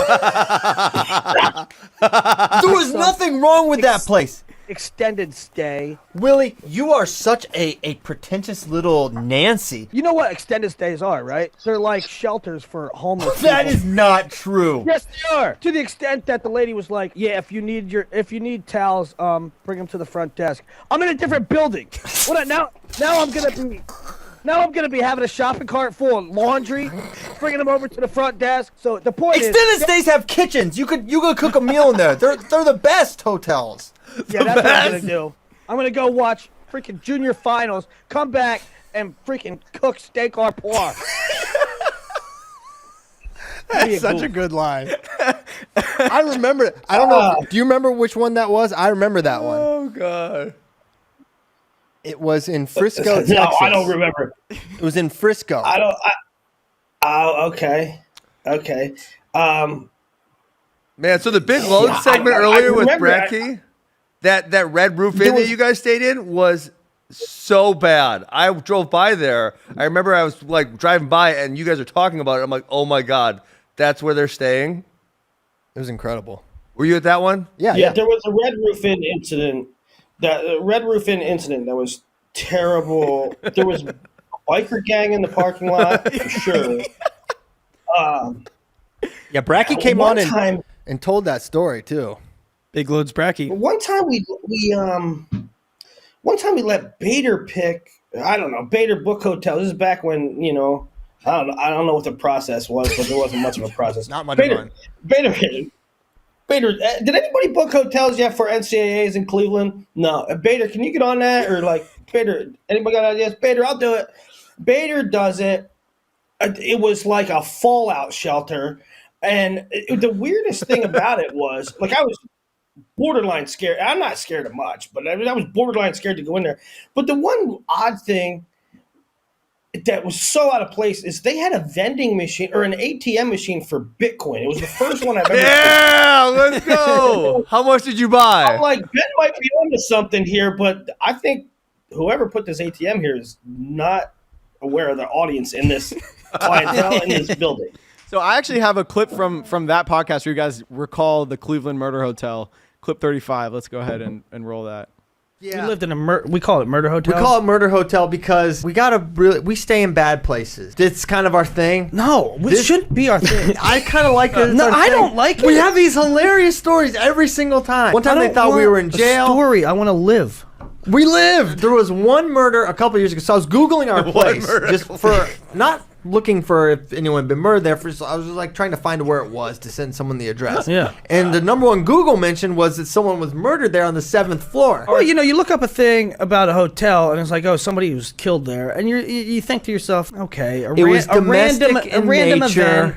A random event. It was a drug deal. Somebody, right? It was a drug deal. It's like, but we get there, yeah. Absolutely, somebody was murdered. I mean, I'm sure there was multiple people murdered where we were at. There were probably bodies in that hotel. It was a disgusting piece of crap. It was horrible. It was really bad. They sold Bitcoin there, though. Somehow you could buy Bitcoin. I swear. You could get a Bitcoin there. They had a Bitcoin machine dispenser. ATM. They said ATM. A Bitcoin ATM. You could buy Bitcoin for $10,000. This place didn't have working water barely. They had a fish tank. They had a fish tank on cinder blocks. The fish tank was the color. Kai, can we get a shot of the FloWrestling radio? That was the color of the water. The sign in the front said hospital rate. What does that mean? You remembered well, but honestly, I will say I do think that is the worst place we have ever stayed. And it's a conversation with a cop at some point. We should go back. We should get NCAAs back to Cleveland for that reason only. Yeah. Didn't you say you had a conversation with a cop who told you? Is it going back there in a couple years? Yeah, it is. I forget which year, but it is going back. We should stay there in Bond. But you guys, Christian, you called me pretentious with hotel pay. You rose a few notches. Well, I think Flo's risen a few notches, and now we have the new policy. You get your own room, which is get your own room. Get your own room. You guys are spoiled little brats. I don't disagree. Anymore, we now go Airbnbs pretty much. Yeah. You can save money that way. But yeah, no, we're doing. When I worked there, they would build bunk beds in a room. Just to cut down on the cost. They'd ship you off with the lumber. Yeah, and in my first couple months, I had to share a bed with Bader one time. I can imagine that. Zeb was in one bed, and so it's like, am I going to stay in the bed with Zeb? Or Bader's a little guy. So I got to tell a Bader story. Okay. It might be a little Cyon-ish, if you have young kids watching, turn it off. Whenever Bader would stay at my house, I'd let Bader stay at my house when we were, and stuff. Right. He would always do this gimmick. I don't know if he did it to you, but he would just crumple up a whole bunch of Kleenex and leave them by my pillow. I don't understand. Okay, don't explain it. Don't explain it. Okay. I think Bader was touching Younger's donger. Yeah, go on it. One of the worst was LJ. If you stayed on the road with LJ, obviously he's deaf, so he didn't set an alarm, right? He was a producer, so if the tournament started at 8, a normal person would wake up at, we would wake up at 6, get there at 7, make sure we're good. The producers had to get there way early and set up the streams and everything. And LJ was deaf, so he wouldn't put an alarm clock on. He had a machine that shook his bed violently. Yeah. A machine? And try staying in the room with that dude. Yeah, it would wake him up. It was so loud. Man, so Willie, I kind of forget I don't know if I forget, but I don't exactly recall the details. How did it come that we started doing the show together? I don't know, because you started the solo in Virginia, correct? I only did like 4 episodes though, and then you were on. I think it was. Or I know you did your podcast, and I was doing FRL, and then we decided do it together. Yeah, you know what? I didn't even realize I did a podcast show called Overflow for like 10 episodes. I don't know how many, not long, and then I think we just scrapped it and joined up. But how you guys know how many, this is 1,000, which congratulations, by the way. It's awesome. It's a part of the American Wrestling Week, really, that you look forward to. You listen to FRL, but where was I? Was I around 600, 700 when the cutoff was? Yeah. So Ben's, what was your Somewhere first? around there? 440 something. So you. It was that. Yeah. So we didn't do as many. We only did like 2, and so you guys started at 1 a week. Yeah. Was it really? So 1 a week, and then 2 a week, Yep. and then early right before Corona we went to 3. So we've really accelerated the amount of episodes. But yeah, you were on for several years. The Pfizer vac will accelerate some stuff. What? I shouldn't say stuff. The vax has weird consequences. Okay. Hey, I want to hear about how you plucked Christian Piles out and brought him to FloWrestling. Frankly, listen, I'm still to this day a big message board guy, and I know that's has its pros and cons. But I think Christian was on message boards, and I just thought his commentary. I thought he got it, and I thought he was witty and kind of, sarcastic, sardonic, and I don't know. I liked his style. He ticked some people off often, but he also knew his stuff, and I think we started DMing and stuff from there, slid into his DMs. That's what the kids say. That's right. What's his username? Christian Piles, or did he have some other username? VA is for lovers. Yeah, baby. Oh, that was you? Yeah. I didn't know that was you. You didn't know I was a lover from Virginia? Yeah, and it started off I remember the first big one was, at the time it was just me, Bader, Joe Flo, and maybe Bratke, but maybe not. Maybe Nick Villicat, but Nick Villicat was there, but he was, just social and stuff. But I was in charge of okay, the NCAA is coming up. Let's have a plan. And I asked Chael because Chael said, "Do you have a plan?" But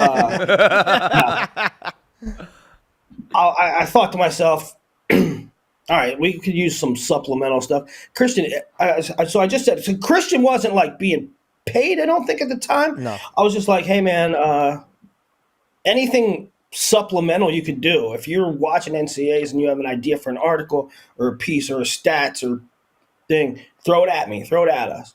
And so it was just that, right? It was just nothing guaranteed. And I remember he kicked some butt on that coverage, even remotely, and bolstering what was a small staff at the time. And then I was like, yeah, this dude's passionate about it. So now snowballed from there.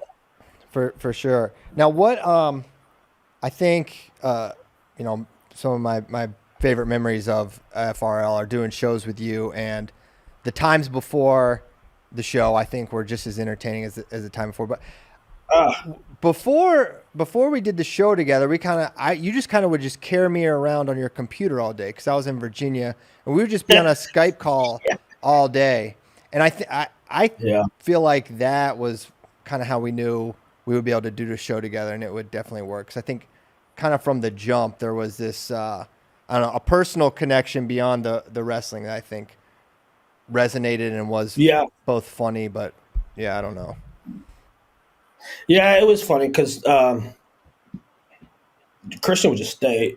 We would just stay on Skype all day, and I'd go around the office and carry my laptop. And I'm picturing like a paper mache on the shoulder. Mm-hmm. But there was a secret. There was a secret method to that. Like there was a method behind a reason behind that rationale, because I knew. Well, number one, we just talked wrestling all day, right, which was great, and that's fun. But I knew that there was probably going to become a time where, listen, you either got on board or you stayed in Virginia. And a part of me always having you on the computer was to get familiarity with the office. So maybe one day you pulled the trigger and moved to Austin, and you ultimately did that. So I think it worked out. It did work out. I'm very glad to be here. Because, listen, I don't know if people know, but I had to, like, beg and plead and convince Christian to move to This guy Texas, loves 'cause Virginia. he loves Virginia. He loves Virginia. About it. I do love it. I miss it. And I would not, I wouldn't be here and I wouldn't be in Austin, Texas right now without Willie's pull and draw. And it was fun. Man, I do feel like there is like an element of, obviously the last couple of years have been, the reason this is a surprise is sort of not a secret to anyone. And a little bit of an understatement. And I think, maybe you're sitting there. I think some of these, there's, I'm sure some people online and the gossips, they want to see the drama and hear about it. And I think, at some point in time, maybe we sit down and we do hash it out, but I don't feel like that's for today. I think today's for today and catching up a little bit. And on that today note, is for lovers. Today is for lovers. Celebrating episode 1000. Yeah. On that note, I think we should revisit one of my favorite memories of you two on the mic together when you guys called 2015 Kyle Snyder's World Championship match from the floor. This is awesome. Let's play it. He's going to take him out for one. 1 point to Kyle Snyder. He gets on the board first. Europeans are really tough in those crackdown positions. And there's the shot again. He's on the leg. He's on the leg. For him. Get him for him. 2-1. Yes. Kyle Snyder gets a takedown. Takedown Snyder. He's up 3-1. Kyle Snyder's up 3-1 on Gadisov. Gadisov might be fading, you guys. It's looking really good for Kyle Snyder. Getting a lot of reactions. Oh no, there's a shot from Gadisov in deep. And he's going to finish, going to tighten this thing up. Snyder working hard. Inside control. Shot! Go back. Close shot! Oh, he got it! He got it! He got the finish! He's up! Keep working there! Keep working there, Kyle! Keep working there, Kyle! Delete that clock! Go back! 15 to go! He's up at 1 with 15 seconds to go! I can't believe it!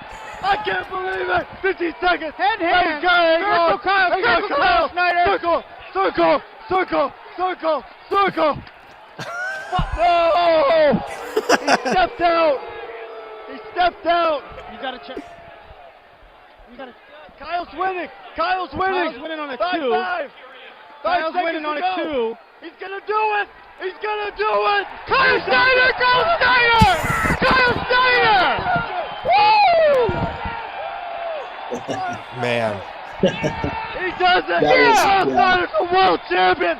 At 19 years old! Man, you guys I went can't nuts. believe it, Willie!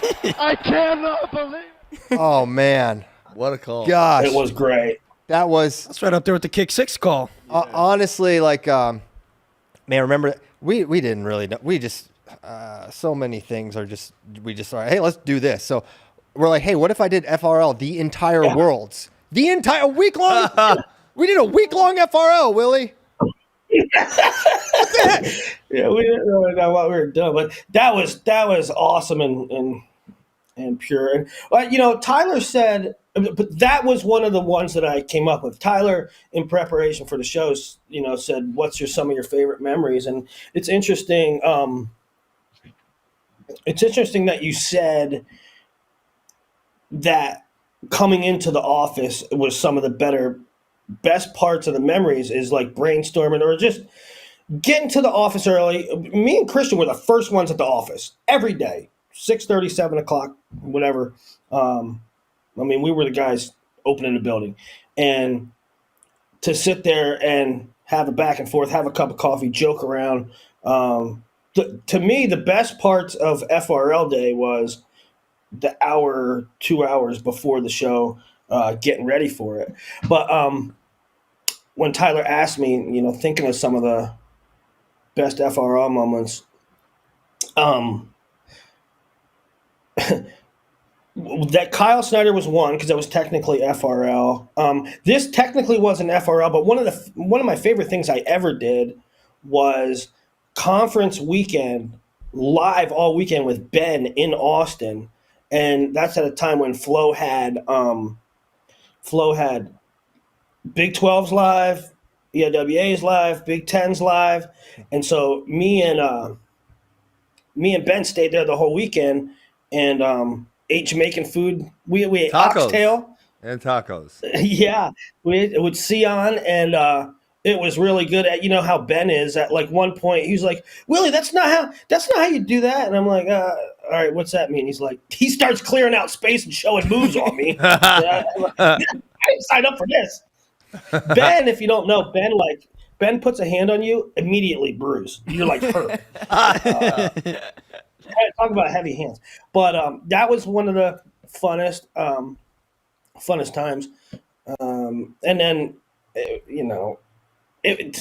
Nomad and Kyle, Nomad's takes were just, you almost wait for him to set you up with something. They were just hilarious. Do you remember what we figured out about that? You figured this out. The timing, do you remember this? Oh, what was it again? 45 minutes in. It was like 40 to 45 minutes. He would have something harebrained. 45 minutes in. 45 was like 45 minutes in, he would just go haywire and just be like, "I need to say something. I don't care what it is. I just need to say something." And he would say something wild. I feel like to take. Willie, you did your crystal ball. I keep seeing in the background, right? And I feel like, on purpose, you said like 3 names that were just so stupid that they were unbelievable just so you could argue with people. No, they were mostly really good. There's the one, who was it? It was like, it was a 49 or 57 from North Carolina who was never any good. And you said he was going to take like 3rd. Who was it? Sure. Mason Phillips. Phillips. That was a bad one. That was certainly a bad one. He had a half decent redshirt year, but I think he waxed Quincy Monday. He might have tech-falled Quincy Monday in Super 32 finals. Oh.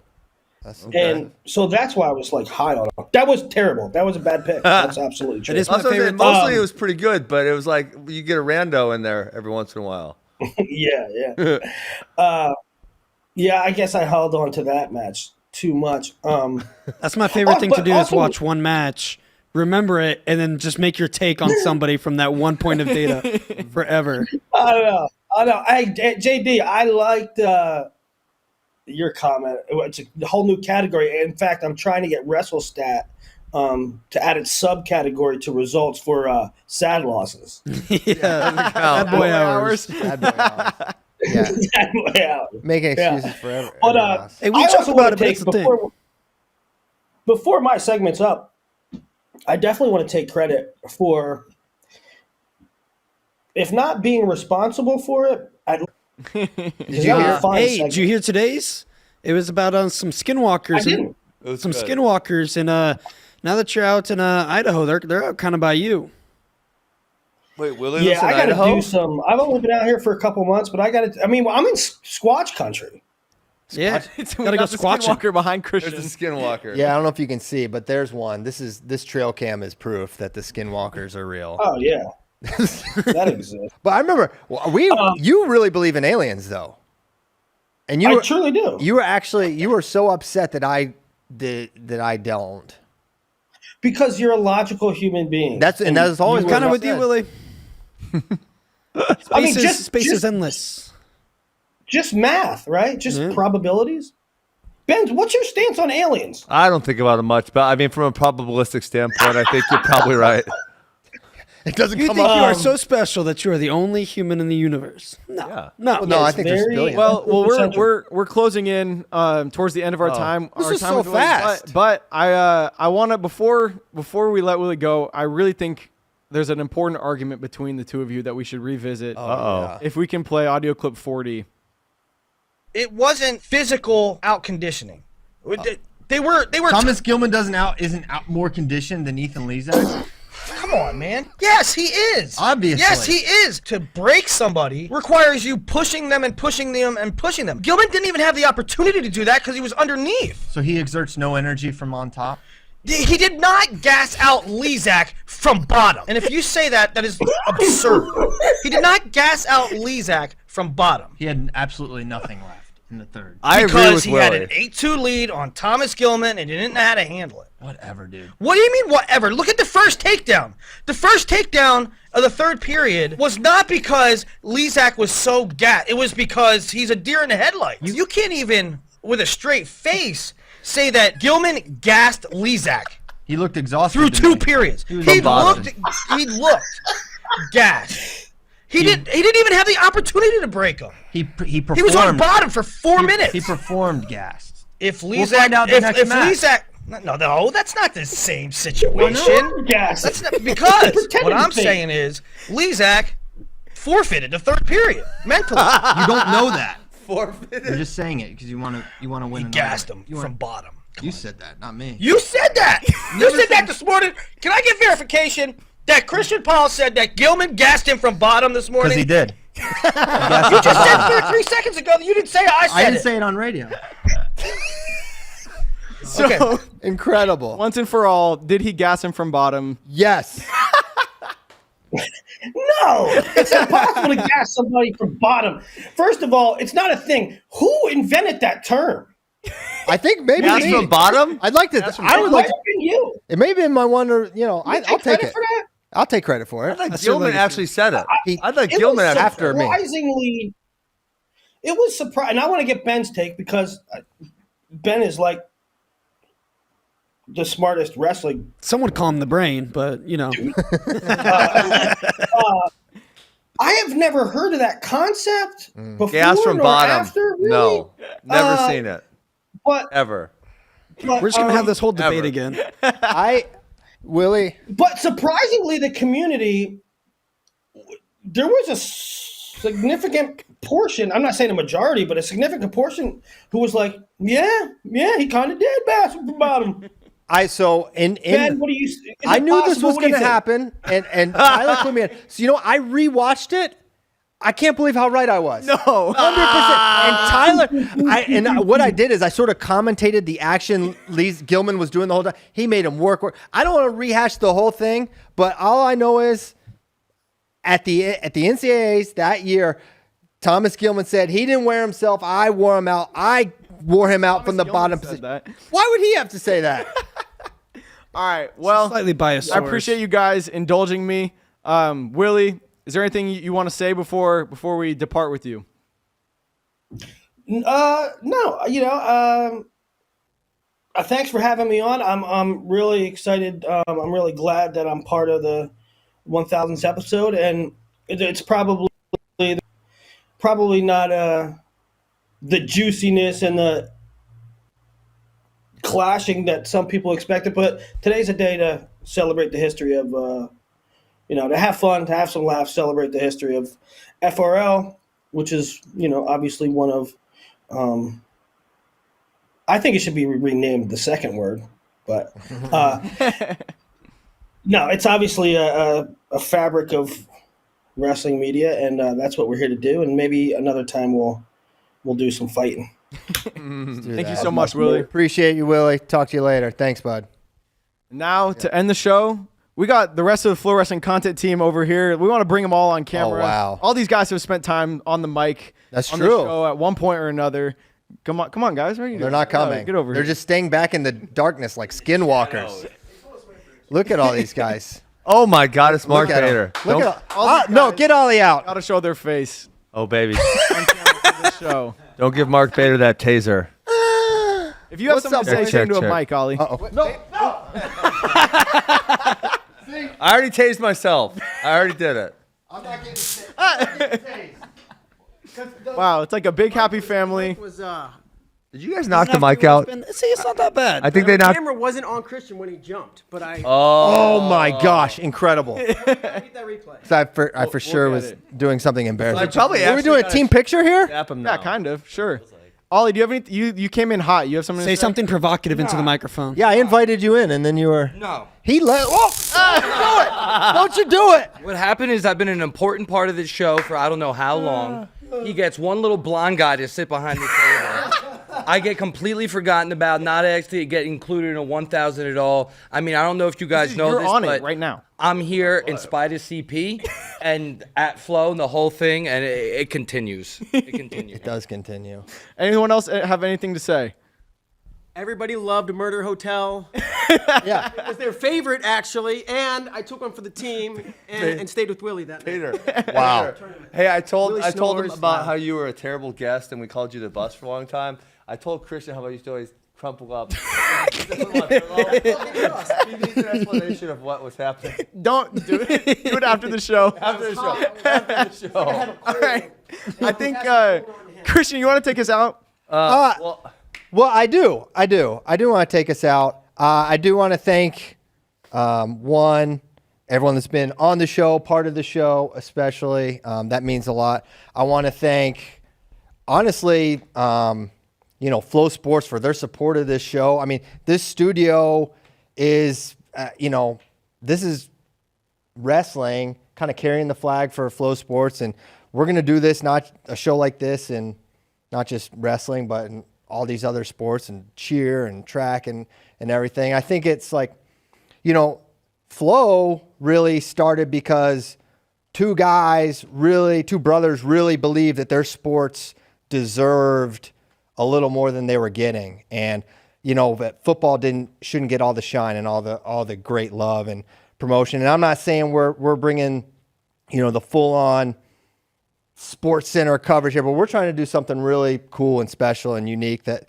helps build fans and really provide something for the community. And so I'm thankful that that Mark has kept that laser focus on this sport and on our sports, because we wouldn't be here without that. And we wouldn't have that if we didn't have 8 years and 999 episodes of a lot of people watching this show. And it means a lot to me that people have been watching since episode 1, which was with Ben, and now episode 1000. So I'm so appreciative of you and all the people that have listened. I mean, truly, millions of listens over the years, which is crazy to think about for a wrestling show, but it's been awesome. So thank you to the listeners. And Ollie. Wait, no, I got something. I don't think you're going to say it. You're a modest man. But thank you, CP. You've been the constant host. And, I mean, there could be better ones, but I always enjoyed spending my mornings with you. So, amazing job. Testament to you as a podcast host. Thank you, sir. Thanks a lot. Thanks a lot, guys. Well, I don't know. What do we play us out, or is that it? I don't even know what time it is. Do a stylish play out, and it'll be like a cool Instagram. Do you want to? Should we do a little Ben tribute? Don't we have an announcement? Oh yeah, Ben tribute. Yeah. I thought we were gonna maybe save it for episode 1001. Thanks, Mark. I'm leaving the show, but not yet. I wanted to make it through episode 1000, and then it didn't seem right to leave in the middle of the season. So I'm gonna stick through Olympic trials, and then I'll be done.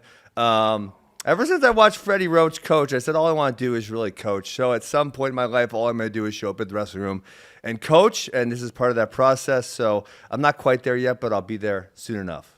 Yeah, so sad, that's happening, but I'm excited for the future of the show. Ben has been, he's been here for the most shows, really, of any other host apart from me, and the show wouldn't be where it is. We probably wouldn't be here without Ben, and when he came on in he agreed in 2019, and then 2020 he started. It was like, I'll do it for a couple of years. Eventually want to be full-time coach, and I couldn't be more excited that we got to episode 1,000, and then we got a little bit more beyond that through Olympic trials, which I think is going to be a fitting time to stop. Maybe we bring you out for your last episode as well. And I brought you one special present. Well, I brought you a couple presents, but I'm going to give you one special present. Okay. This is something we've talked about a lot. Okay. It's not a tase? No, I'm keeping the taser. So we've talked about this many times on the show because you have to do special things to win Hodge trophies. So I went and whooped everyone at the Central Missouri Open. So I brought you guys these. Central Missouri Most Falls and Outstanding Wrestler. You can decorate your studio because those walls are too empty. So yes, incredible.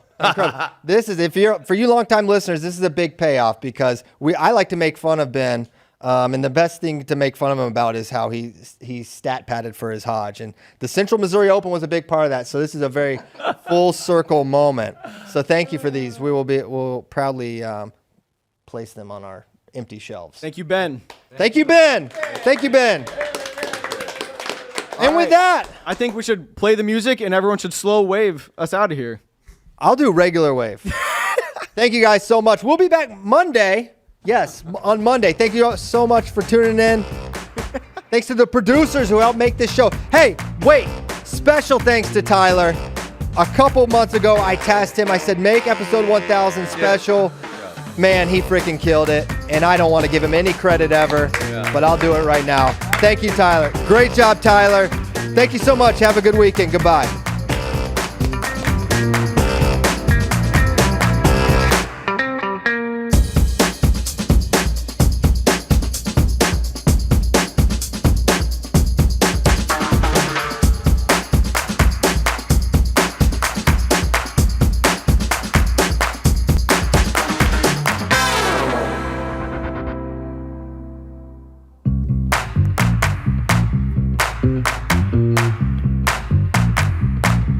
Thank you.